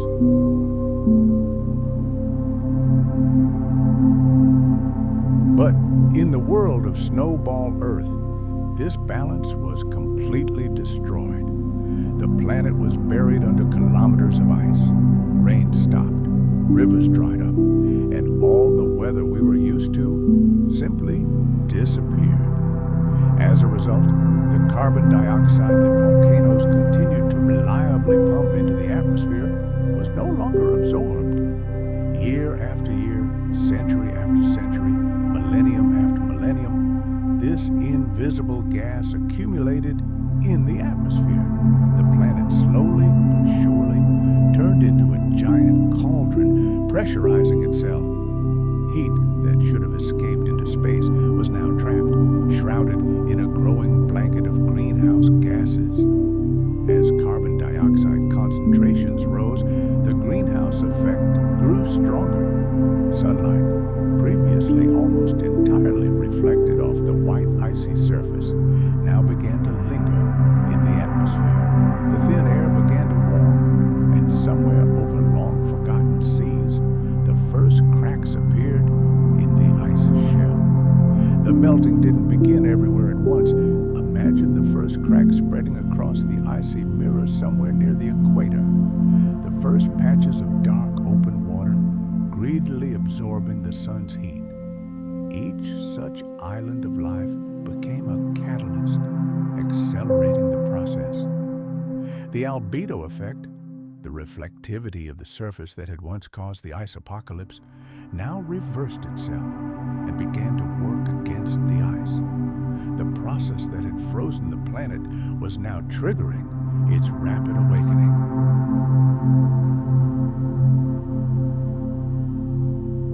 As the ice melted, the planet's dark surface absorbed more and more solar energy, while the atmosphere retained ever more heat. The chain reaction that had once plunged the world into frigidity now worked in reverse, defrosting it at incredible speed. As the surface warmed, streams of meltwater began to flow. Giant glacial lakes began to form and erupt, carving grand canyons through the ice. When the ice dams collapsed, torrents of biblical proportions descended upon the continents. Enormous floods swept through valleys, sweeping away trillions of tons of ancient sediments and rock. Entire landscapes, millions of years in the making, were reshaped in a matter of days or even hours. The oceans also responded to these changes. Their ice sheets began to melt rapidly. Sunlight penetrated the upper layers of the water for the first time in millions of years, awakening photosynthetic microorganisms.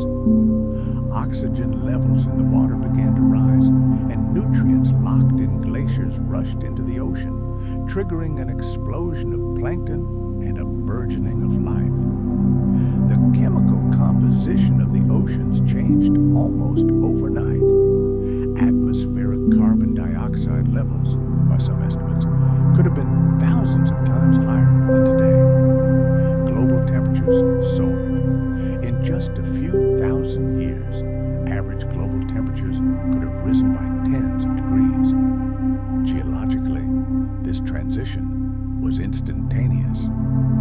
Earth went from an icy hell to a scorching tropical hothouse.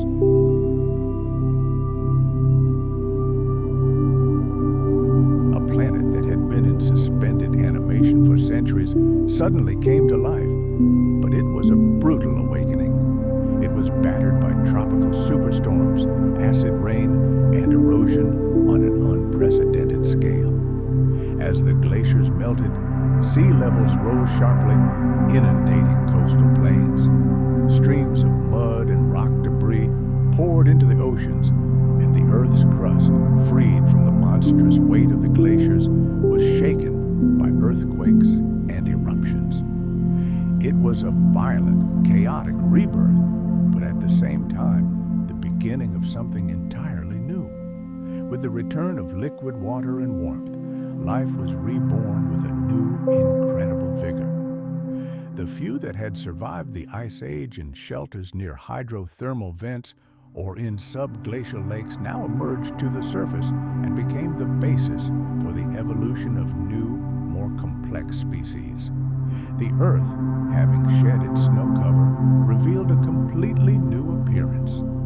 Oxygen began to accumulate in the atmosphere again, the climate gradually stabilized, and ecosystems began to recover. The end of the Snowball Earth era was more than just the melting of the ice. It was a genuine awakening of the planet itself. This crisis demonstrated that even after the most severe trials, Earth is capable of healing and becoming fertile ground for the next great stage of evolution. This global cataclysm marked a turning point, paving the way for the emergence of complexity, movement, vision, and ultimately, intelligence.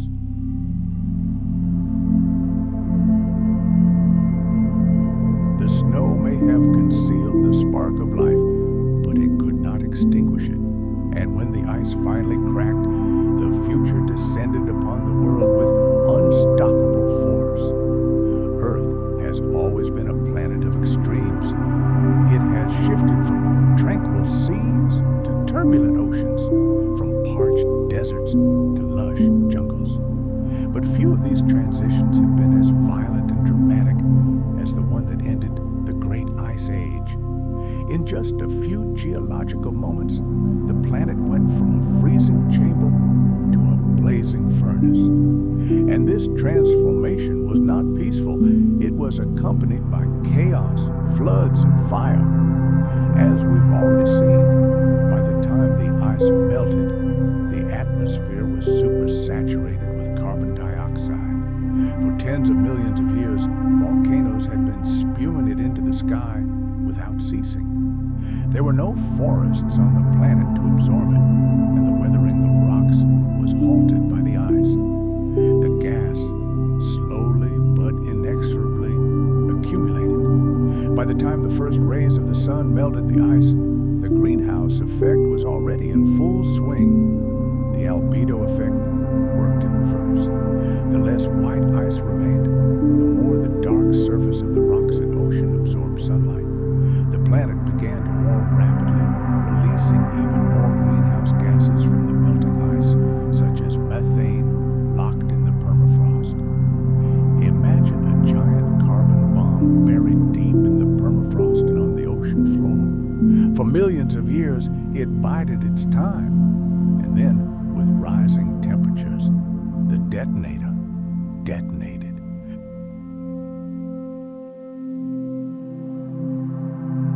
Enormous amounts of methane, a powerful greenhouse gas, were released and rushed into the atmosphere.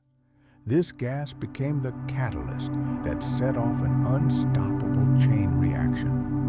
Each new burst of heat released even more methane, creating a vicious cycle that turned the planet into a blazing furnace. Global temperatures could have jumped tens of degrees in just a few centuries, a blink of an eye in geological time. The planet's icy shackles were cracking at the seams. Sea levels began to rise rapidly, engulfing ancient continental shelves that had been locked in ice for centuries. The released waters crashed onto the land in roaring torrents of biblical proportions. These torrents were so powerful that they swept away entire mountain ranges, carved deep canyons through rock, and dumped billions of tons of sediment into the sea. The climate went crazy. The icy calm was replaced by storms of monstrous force.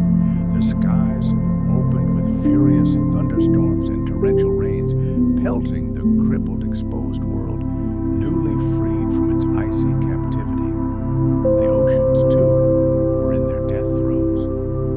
As the glaciers melted, cold, fresh water, virtually devoid of oxygen, rushed to the surface, mixing with warmer, saltier layers of the deep. It was a deadly cocktail that completely altered the chemical balance of the seas. Along with the meltwater, an incredible amount of nutrients previously locked away in ice entered the ocean. For microscopic life, it was a veritable feast.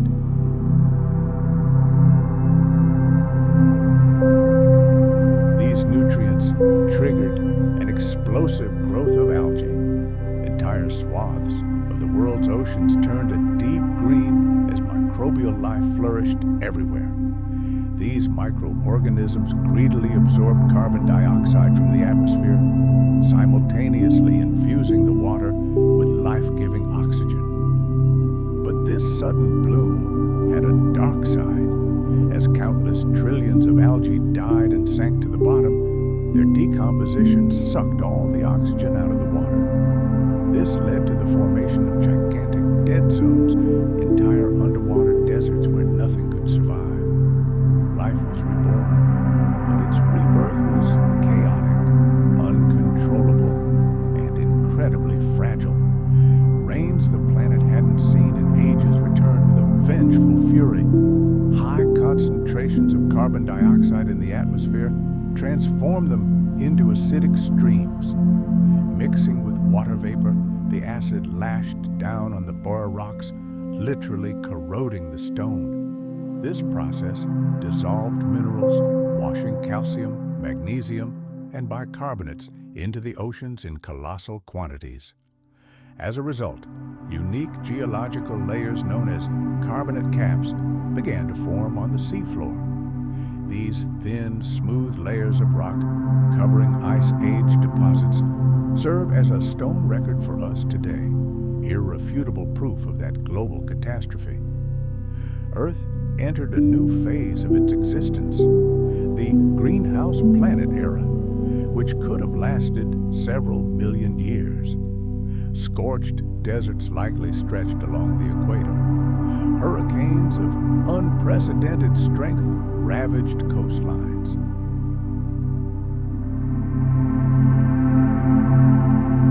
The entire atmospheric circulation system was rebuilt.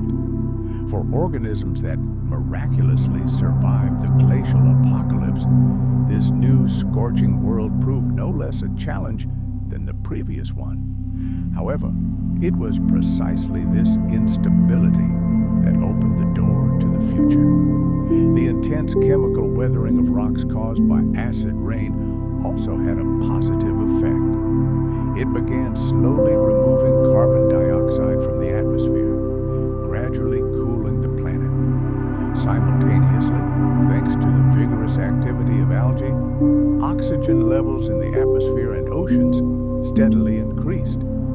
This created conditions for the development of more complex forms of metabolism and opened up new ecological niches around the world.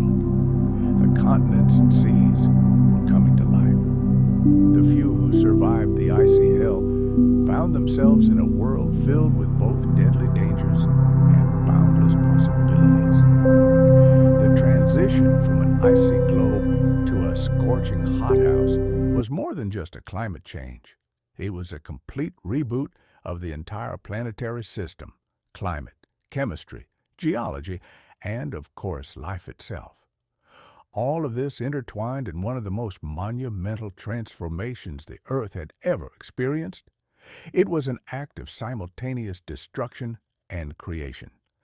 And in this new, superheated world, evolution, as if unshackled, surged forward. Life began to become more complex and branch, giving rise to ever new forms. Cells grew more complex.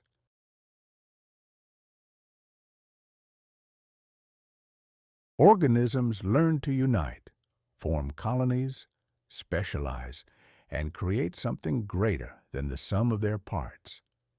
It was then, in this chaos, that the foundation for the emergence of the first animals was laid. The extreme conditions of the Snowball planet proved more than just a test of endurance. They became the crucible, the catalyst that spurred evolution and set the stage for the greatest drama in the history of life.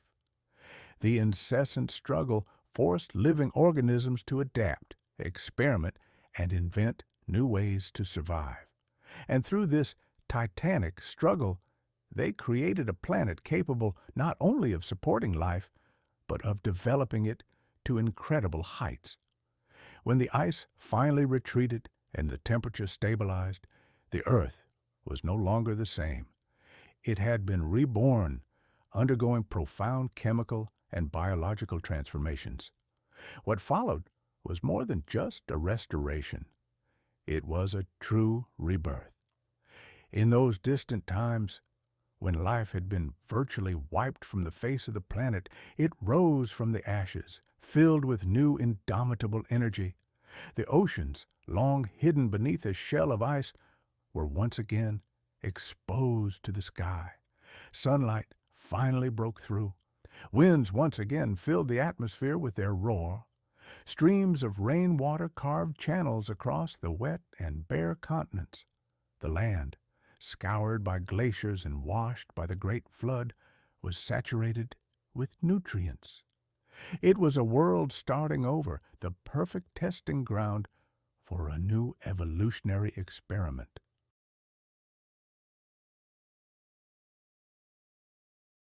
And life responded to this call.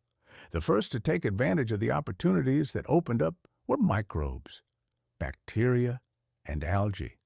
Those same tiny organisms that had hidden for centuries in the subglacial darkness or survived in extreme conditions now proliferated in warm, food-rich seas. With their triumphant return, photosynthesis resumed full force. Oxygen levels in the atmosphere and oceans began to rise at unprecedented rates. The chemical basis of life, once pushed to its limits, gradually returned to normal. Nutrients released by melting glaciers and erosion poured into the seas, fueling a microbial explosion. The very base of the food chain expanded exponentially. Oxygen was produced on an industrial scale. These riotous microbial blooms changed everything. Not only the water, but the very air on the planet became increasingly breathable. But with oxygen came new evolutionary pressures. Before the Great Ice Age, life on Earth consisted primarily of simple, single-celled organisms. They were primitive and not particularly diverse.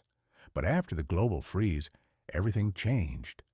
Access to greater amounts of oxygen allowed cells to grow larger and more complex.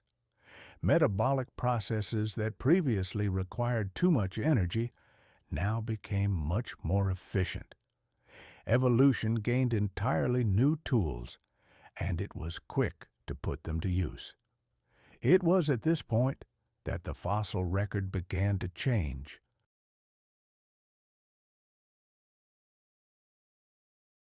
Millions of years after the last ice age, the first tentative traces of multicellular organisms appeared in the rocks. At first, these were strange, soft-bodied creatures with bizarre shapes, resembling leaves, discs, or tubes. Their imprints were preserved only in rare geological formations. These early creatures were not yet true animals, but they were already immeasurably more than just a collection of microbes. They marked the dawn of the Ediacaran Biota, a remarkable period when life began to boldly experiment with form, symmetry, and size. It seemed as if the Snowball Earth era had pressed a giant reset button on all of evolution. It mercilessly weeded out the weak and unadapted, leaving only the most resilient and inventive on the planet. Only those who could adapt survived, and this paved the way for incredible innovations. The world, freed from its multi-million-year stagnation, began to change rapidly. Land remained a lifeless desert. At that point, the drama of life unfolded exclusively in the oceans. But there, the pace of events accelerated with each passing millennium. Eukaryotic cells, those with a nucleus and complex internal structures, began to specialize. They united into colonies, then formed tissues, and eventually the first primitive organs. Cooperation became the key to survival and prosperity. But along with complexity came a new, ominous phenomenon. Fossil remains from that time reveal evidence of the emergence of predators.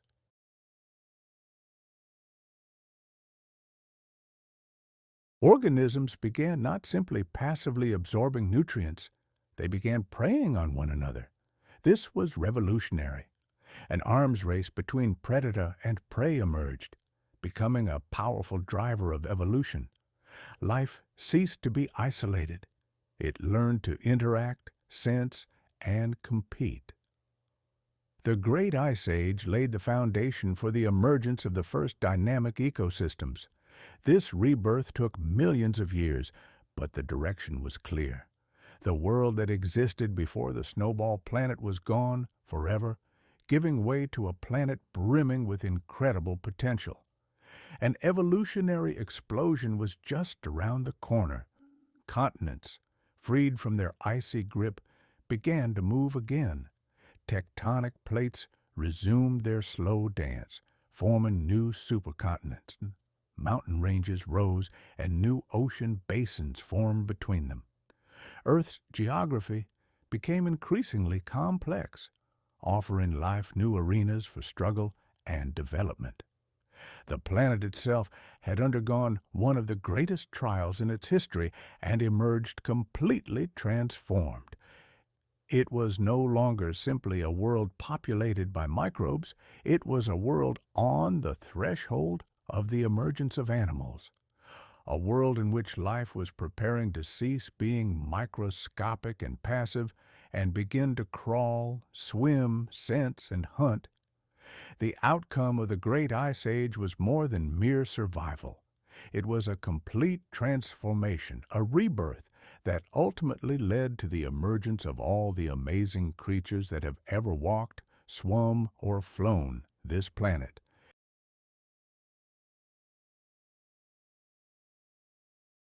Hundreds of millions of years later, when the glaciers have long since melted, the history of Snowball Earth remains etched in stone, but its traces lie not in bones or fossils, but in the strange, smooth layers of rock that cover the ancient glacial deposits, like the final signature on a great chapter of history. These layers, the aforementioned carbonate caps, are among the most important and eloquent testimonies of how our planet once froze from pole to pole, only to be reborn in the fires of global warming.